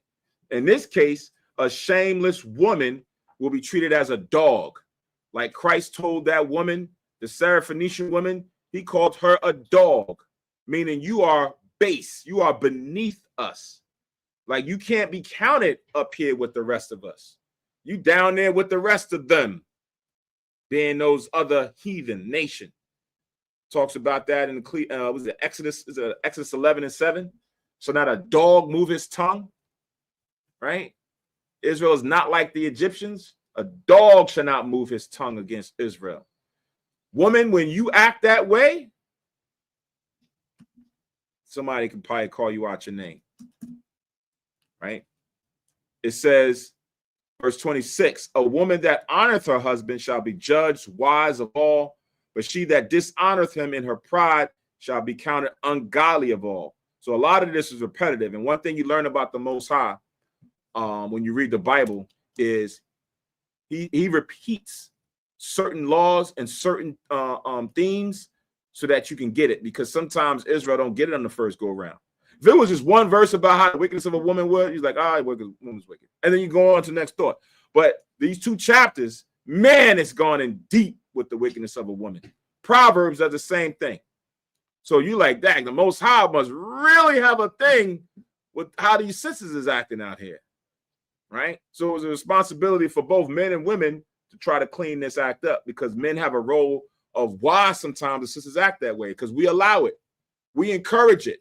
I'm in love with the stripper. You love with the what? The stripper. And now it's playing on the radio. Now you're going to get other men to go to the strip club to find a woman like you, because she look good. She bat her eye. She got a nice yam on her, whatever, right? And now you're going to cause more women and more men to go and get it. So, yeah, we have to fix this. Even sometimes, a woman that's a whore, she even look at a virtuous woman sometimes. And like in 2nd Ezra 16:49, it says, like as a whore envieth a righteous, honest, and virtuous woman. And sometimes a whore envy a righteous, a virtuous woman. She's right, righteous and a righteous woman. I should look at her and say, like, wow, I really, want to give up all of this to be a virtuous woman. Mm-hmm. And also, as you can see in this chapter too, something to realize is that they focus on marriage as the most influential of human relationships, like between men and women. And also, you can see the same theme repeated as us married to the Most High. It's a marriage. To enjoy a best relationship with the Most High, it's kind of like a husband and wife in poetic form, the way the Most High described it. Like us married, I'm married unto you. That's how the Most High said to Israel, right? So a marriage between men and women is so important, in metaphorically and physically. It can make you or destroy you. Right. With a good woman, a good man, it can prolong your life. With a bad woman and bad man, it can destroy your life. So the focal points is, marriage. With this. Go ahead. Verse 27, a loud crying woman and a scold shall be sought out to drive away the enemies, right? So it's like this is almost like how you got a lot of folks who are in prison, and there was a thought before of saying, hey, won't we send the prisoners to go to war? Hey, in jail, won't you go put them on the front line instead of putting some of the other? This is like that. This is a loud crying woman and a scold shall be sought out to drive away the enemies. Let them go over there with all that loudness and that quarrelness and everything. Let them go mess them up. Go put them in their cities. Go put them in their dwelling places, right? To go move the enemy out or drive them away, because that's how bad they are, right? Right? We don't want them here. Y'all go over there. Right. So it says the scold. The scold is a nagging and quarrelsome person who constantly is always nagging and loud talk and banter. It's constant. 28. There are two things that grieve my heart, and the third maketh me angry. A man of war that suffereth poverty, and man of understanding that are not set by, and one that returneth from righteousness to sin. The Lord prepares such an one for the sword, right? Which is sad, because you look at today, in Esau's military, that's what happens. These men go out there, put their lives on the line to quote unquote protect and give, people civil liberties. I'm putting quotes around them because it's not what it is. But the thought process behind it is they go out there and put their lives on the line, and they come back home. They're not given proper health care. Right? Training or whatever to now integrate themselves back into society. And what happens? I start seeing a whole bunch of them out in the corners. Vet, right? Army vet. I'm like, dang, how all these vets coming back from, putting themselves out there on the line, and they're not being well taken care of. That's why it says a man and one that a man of war that suffereth poverty. Right? He should be decorated. He should be taken care of. The financial, the system that's is upside down. Stupid. What is that is it Ecclesiastes? About how folly is set on high. Right? Huh? 10:6. Folly is set on high. Stupid stuff is what gets well paid for and rewarded. Whereas things that are admirable, it's of little note. Yeah, even the spoils of war. And when we go to war and we get like spoils, we share it among ourselves. Mm-hmm. And sometimes even I remember back in the day with Saddam Hussein and all of that stuff, and they saw all this money and they see gold and all that stuff. They can't touch that stuff. None of that is for them. Mm-hmm. Like, it has to come back to the government, and they don't get any of that. Right. Because they access to money and gold and so on and so forth. They got no spoils of war. But, I mean, in the way the veteran system is set up, it's like going to a maze to get it. It's there, but they don't make it easily accessible. Right. You have to go through hoops to get it. And if you one of those people who are not, you're just gonna be suffering when you come back. Mm-hmm. You can get deported too. It just happened. Yeah, that just That's happened. what this guy got. Yeah. So Jamaica, and he served, and he was serving the war, and then he got deported. Yep. So again, it says a man of war that suffereth poverty, a man of understanding that are not set by. Right. You can link that with James 2. James 2. So a man of understanding that is not set by, meaning he's not recognized. He's passed up for foolishness. Somebody who's just about folly and nonsense. So James 2 and 1, my brethren, have not the faith of our Lord Jesus Christ, the Lord of glory, with respect of persons. For if there come unto your assembly a man with a gold ring and goodly apparel, and there come in also a poor man in vile raiment, and ye have respect to him that weareth the gay clothing or the goodly apparel, and say unto him, sit thou here in a good place, and say to the poor, stand thou there, or sit here under my footstool. Are ye not then partial in yourselves, and are become judges of evil thoughts? Meaning your surface, right? Your surface. You're only doing things based on what you see a person may have, right? He got nice shoes, he got a nice car, so maybe I may be able, he can influence me or get me certain things that I can also, benefit or help, myself. Whereas this man is a man of wisdom and understanding, an ancient gray beard, as they say, in a nation, but he's not set by, right? You putting him way out there. You're not even letting him in. That's respect of persons according to the Lord. So that's what it says on a man of understanding that are not set by.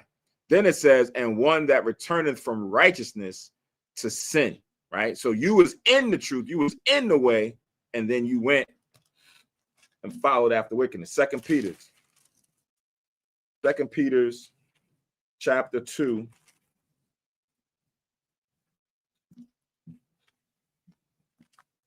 And 21. 2 Peter 2 and 21. Actually, I'm going to start at 20.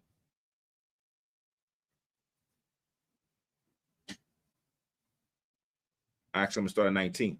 It says, while they 2 Peter 2:19, while they promise them liberty, they themselves are the servants of corruption. For of whom a man is overcome, of the same is he brought in bondage. For if after they have escaped the pollutions of the world through the knowledge of the Lord and Savior Jesus Christ, they are again entangled therein and overcome, the latter end is worse with them than the beginning. For it had been better for them not to have known the way of righteousness than, after they have known it, to turn from the holy commandment delivered unto them. But it has happened unto them according to the true proverb, the dog is turned to his own vomit again, and the soul that was washed to her wallowing in the mire, right? So that's how it's being compared to a person who was in the world, then came into this righteousness, came into this knowledge, and then went right back out there to continue to do the same sin that they escaped from. The latter end is worse than the beginning because you knew better. You had a taste of the Lord. He put you in the room and you chose to go out the back door and back out. It's going to be hell for you. All right, last verse, 29. It says, a merchant shall hardly keep himself from doing wrong, and a huckster shall not be freed from sin, right? A huckster is like a hustler who's just looking to pad his own pockets and has no discretion on taking advantage of people. Same thing with a merchant. A merchant is about selling products and goods, right? They want to make money, but they do it based on ill means. So there's laws that govern against that, right? Proverbs 11 and 1, Proverbs 20 and 23, right? So Proverbs 11 and 1 says a false balance is an abomination to the Lord, right? False balance meaning you're taking something that's of value and you're devaluing it, or you're taking something of devalue and making it valuable and trying to sell it to somebody to get more money. The nations do that, right? They do that with the gold, right? You're going down here to these shops and you're thinking you're buying some good pure gold or you're getting some good. No, they swindling us. They swindling us. They do that, but we can't operate that way, especially primarily with each other, right? We have to be honest with each other on how we do our exchange. We have to be honest with each other on how we trade and barter and exchange goods. I want to repeat what he said, but that meme that was going around about Tracks New York, when he went behind the cave, talking about, "Where's my money?"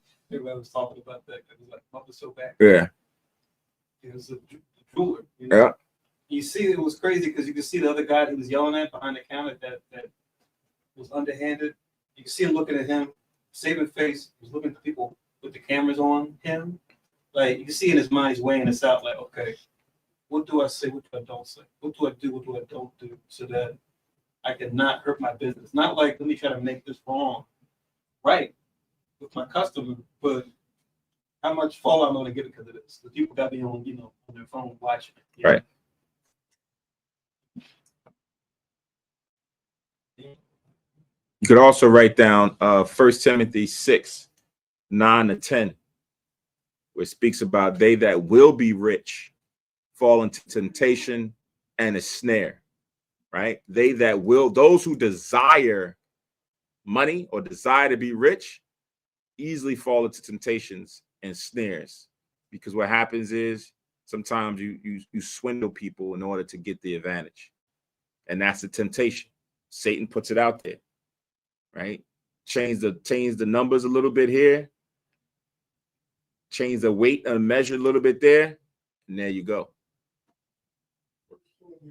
1 Timothy 6, 9, start at 9 to 10.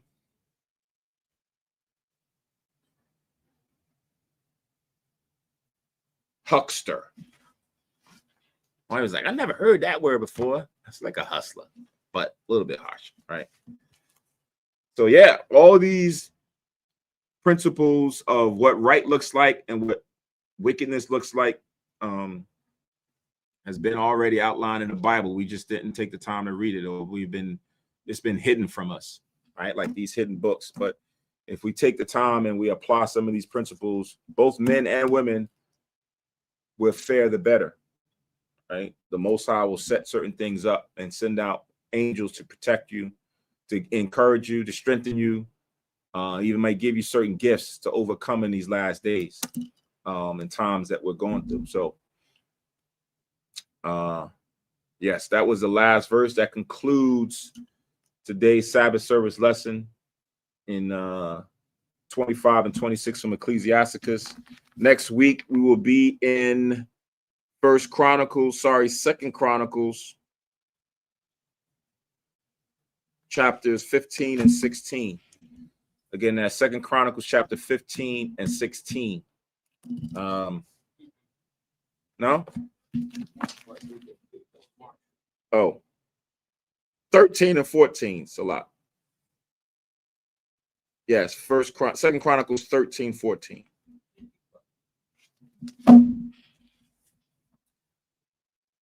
As mentioned earlier, this Monday night is the 12th new moon, right? Monday night is the 12th new moon.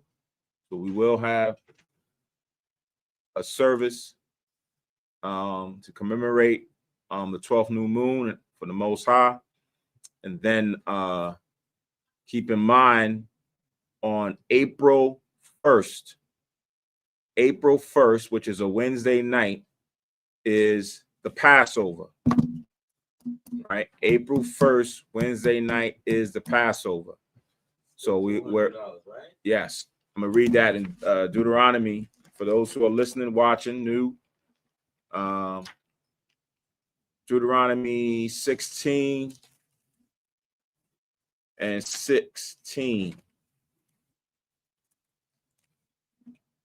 3 times in a year shall all thy males appear before the Lord thy power, and the place which he shall choose, in the feast of unleavened bread, which is the feast of Passover, unleavened bread and Passover, the synonymous, and in the feast of weeks, which is the Pentecost, and in the feast of tabernacles or booths, and they shall not appear before the Lord empty. So the Lord prescribes 3, which is really 4 when you read throughout the history about Hanukkah. 3 of these high holy days, the Most High is calling out that men must appear, and you need to appear with an offering. Passover, going back to the 90s, the agreement for the offering for one family or one household was $200, right? $200 for the offering for the Passover. For the other high holy days, it was $100. The reason why it's $200 is because the provisioning of what you need to prepare for the Passover, the lamb, the bread, the wine, the juice, the so forth and so, getting the location. So that's why that's that way. Now, that's what the agreement says, $200. But the next verse says, every man shall give as he is able, according to the blessing of the Lord thy God, which he hath given thee. So if you are not able to give $200 and you only could afford $83, if you could only afford sincerely $29, whatever that is, that's on you. You give what you are able to give. If you're able to give the 200 to meet the quota that the congregation set decades ago, then you do that. If you were able to go above and beyond that, and you want to do that on your own as a free will, you do that as well, right? But there's a provision that you can't show up without something, right? You have to give something as an offering, right? Now, that's provision for the Lord's Day, High Holy Day, the Passover.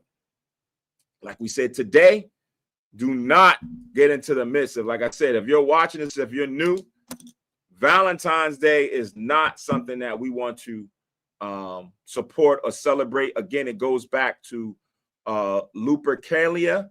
I hope I'm saying that right. Lupercalia. Pretty much it's idol worship. There's wicked practices that's associated with what happened during the Roman Empire during, I think it's the 6th century, but I can't remember.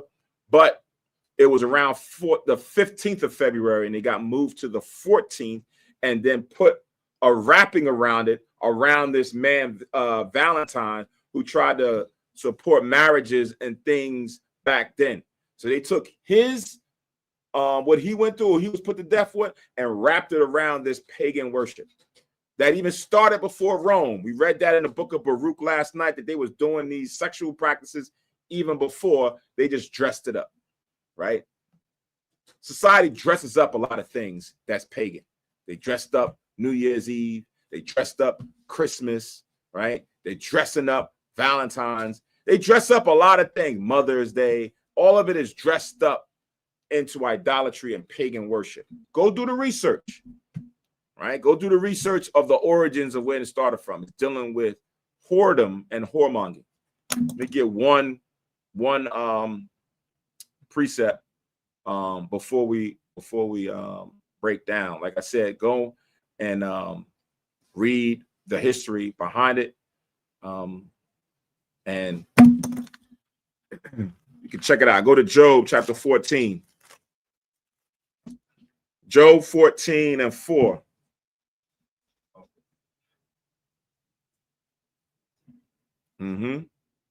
So Job 14 and 4 says, who can bring a clean thing out of an unclean? Not one, right? So it's a question. So there was unclean rituals, sacrifices, and things that started with this festival that happened back in ancient times. But then they took it and dressed it up and put a wrapping around it to make it appear clean. Who can say that that is still clean? It still has those same practices in it, right? Go to Psalms 106. Psalms 106 and 35. It says, but were mingled among the heathen and learned their works, and they served their idols, which were a snare unto them. Yeah, they sacrifice their sons and their daughters unto devils, and shed innocent blood, even the blood of their sons and of their daughters, whom they sacrificed unto the idols of Canaan, and the land was polluted with blood. When you go into Lupercalia, that's what they was doing. They was also sacrificing children. It's not as illicit as it is today because they removed that, but still have the same wrapping around it. So it's like, look, stop. Do not entangle yourselves with these things, because now it's all about promiscuity. Like they said, I'm telling the brothers, the Winter Olympics that's going on now, they said 10,000 or how many 10,000 condoms was put out so that they can have safe sex. They said within 2 days, it was gone. It ran out. Imagine that. 2 days, 10,000 condoms. Yes. Look up how many athletes? It was like 2,900. Yeah. Yeah. And all they out there, right? Leviticus 19:29 says, do not prostitute thy daughter to cause her to be a whore, lest the land shall fall to whoredom and the land become full of wickedness. Why? Because the law is spiritual. When you do with these practices, it plays on your mind and your spirit. And then you get comfortable and you continue to do these things. And then you think it's just okay. Then you say, hey, my body count don't count, right? It don't count. Why should it matter, right? And then what happens? The land becomes filled with wickedness. And because we intertwine ourselves with the customs of the heathen, right? Trying to take a clean thing out of an unclean thing.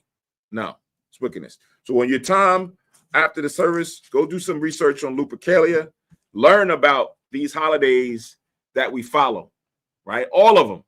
Learn about what it is that we so-called practicing, and then execute Romans 12, chapter 12 and verse 2. Be not conformed to this world, right?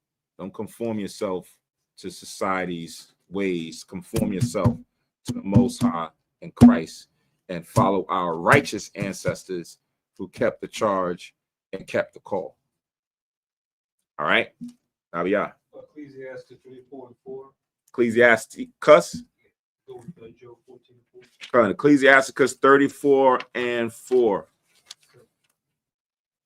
So it reads, of an unclean thing, what can be cleansed? And for what thing, and from that thing which is false, what truth can come? On point. He said, I gotta go write that one down. All right, housekeeping. Hopefully, the brother, man, I missed a lot of things here.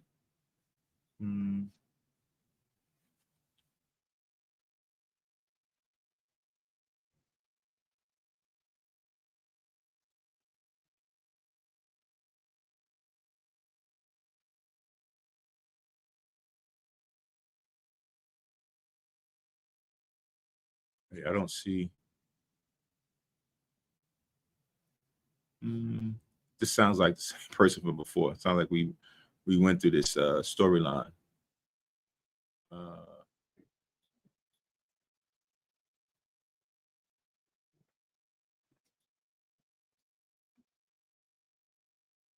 Bear with me 1 second. Oh, let me just put that in here.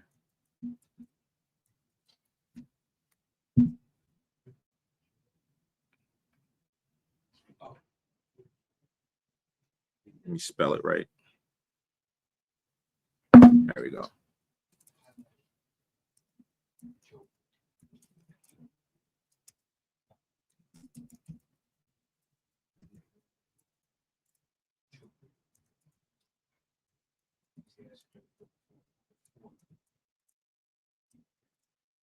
All right. So, for the person who is looking for help, you know, we use discretion. We don't know, unfortunately, we don't know who you are. So, if it could be, that's why we like to invite brothers and sisters to our classes, not just the Sabbath service, because we know it's all mainly done on live stream. So if you can come to the classes on Tuesdays and Fridays, I know it might seem to be time consuming, but today, like how we just read, there's a lot of hucksters out there, right? And we don't want to get in the habit of just freely just putting things out there like that. So as I'm about to do right now, here's the class information, right? On Tuesdays and Fridays, you can call the teleconference number 667-770-1085. Put in the code 521-455. If you're on your phone, sometime you're driving, you can just dial in, participate, listen to the class. But what we prefer is for those to join the Zoom call for the same class so that we can see who we're dealing with. We can talk to you, question you, find out what's going on, what type of spirit you in, where are you going. So that allow us to be able to try the spirit by the spirit, to see if you're truthful and not someone that's looking to just hustle, right? Or just in scoffing. So we ask for those to come into the classrooms on those times. If you can't come down physically to the school in Philly, 3826 B Germantown Avenue, and come and sit and break bread with us in that manner. For those who do want to support this truth, support the upkeeping of keeping this truth out, paying the lights and the rent and things of that nature, please send your donations, your tithes, offerings to paypal.me/HYK with any offering or donation that you have. Same thing, it can be done with Zelle. The number's on the marquee, 646-620-7378. If you old school and you want to make a payment, you can do it through check or money order, but make sure you make it out to Hayah Sharala Kanas. That's who we are, Hayah Sharala Kanas. And then the address is on the marquee. You could always like and share, save this video, come back if you miss any information, and get the information, as once we shut it down, it should be back up online within 3 to 5 minutes. All right. So like we always say, like and share, try to get the algorithms up so that other people can pay attention to this word and then draw closer to the Most High in the last days, as it's going to be more and more pertinent as the days go on. That a lot of people become aware of this truth so that we can kind of get up out of here faster than later. So again, I'll say shalom to all the brothers and sisters that, man, it's almost, what is the Romans watch? Almost 4 hours is what it was, 4 hours. I didn't think it would be that long, but that stayed up with us. The Zelle number, again, Hebrew watch is 4. All right. So here's the Zelle number again. Is 646-620-7378. When you put that number in, you should see Hayah Sharala Kanas come up as the for the school name for that number. Again, 646-620-7378. Right. Again, this is all for the purpose of keeping the lights on, and paying for all the utilities and things that we have to have brothers just come in and learn, or to do these live streams and the teleconferences for this word. All right. So again, I would say all praise, honor, glory go to the Most High Yahweh power. That's his name, Yahweh, which he is all things, as well as Yahweh Shah Mashiach, or Jesus in the Latin or English, the anointed. Right, the anointed Savior, for allowing us to break bread spiritually, to go over these precepts. Lord's willing, you were able to take down all the scriptures. If there's questions that you may have that wasn't clear or a little bit concerning, then hopefully you wrote them down, and then you can come to the class and bring them out at the class, and we can discuss them. Right, we usually like to make it available for the class, people who dial in, to ask the questions up front, and then later on, if not, then we can go through topics of choice to edify each other. But definitely always write down, have your Bibles and things ready to take notes for need be. All right. So with that, again, I will say shalom, all praise, honor, and glory to the Most High Yahushua. Have a remaining Tawab or good Sabbath day. The Most High's will will hear or see each other during the new moon come Monday night. All right. I'll say stay tuned for the closing prayers.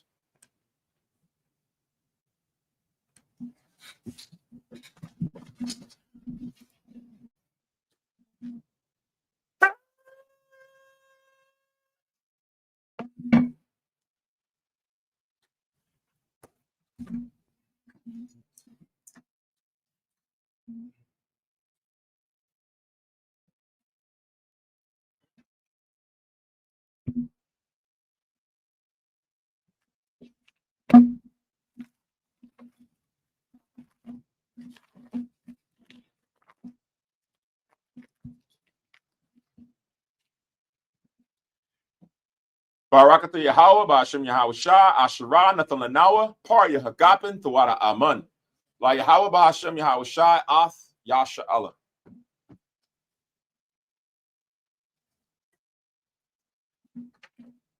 English translation. Blessed are you, Yahweh, which is the Most High, in the name of Yahweh Shai, which is Christ, that gives to us the fruit of the vine. Thank you, so be it. To Yahweh in the name of Yahweh Shai with Israel. And you read about that ceremony in the Apocrypha. We'll get to that at some point later on.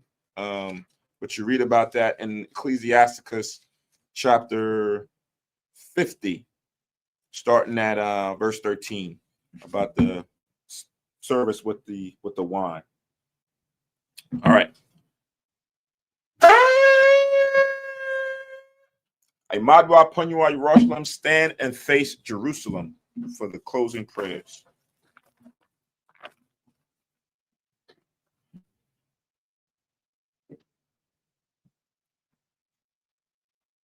Yahweh, Bahasham, Yahweh Shai, Baba Kushai, Shammai, Lanawa, Aitha, Yam Yun, Aitha, Shalat, Mayaka Allah, Waha Allahayim, Tazwadakim, La, Shema Ayel, Barak, Rapah, Magun, Wahakasayak, Panya, Yasha Allah, Washalat, Lanawa, Rabiim, Kakama, Rabiim, Ba'ai, Rabiim, Bayana, Rabiim, Sabalongwa, Rabiim, Amawan, Rabiim, Aqua, Rabiim, Ahabim, Rabiim, Haganah, Rochanaya, Wasalat, Ko, Kata Yamnawa, Laha'akim, Wa'akiwa, Wayasha'ala, Thum Yad, Wa'iwalam, Ba'asham, Yahawashai, Thawada, Amun.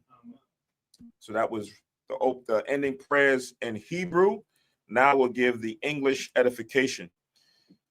Yahweh, in the name of Yahweh Shai, or the Most High, in the name of Christ, please listen to us now, right now. Send Michael and the righteous powers or angels to watch over, bless, heal, protect, and make strong the children of Israel. And send to us much wisdom, much knowledge, much understanding, much patience, much faith, much brotherhood, much love, much spiritual protection, and forgive all our sins for the brothers and sisters in Israel, always and forever. In the name of Yahushua, thank you, so be it. Four corners prayer in Hebrew. Yahweh, Bahashem, Yahweh Shai, Barak Nawa, Wayasha Allah, Wabathya Saparim, Shema Yasharella, Yahweh, Allah Hainawa, Yahweh Echad. English translation. Yahweh, in the name of Yahweh Shai, bless us and Israel and the house of books, or the different schools. And Deuteronomy 6:4, hear, O Israel, the Lord our power is one power. And again, we say Ashar Shabbat, happy Sabbath, Shalom, peace and blessings to you all, brothers and sisters. Enjoy the rest of the day.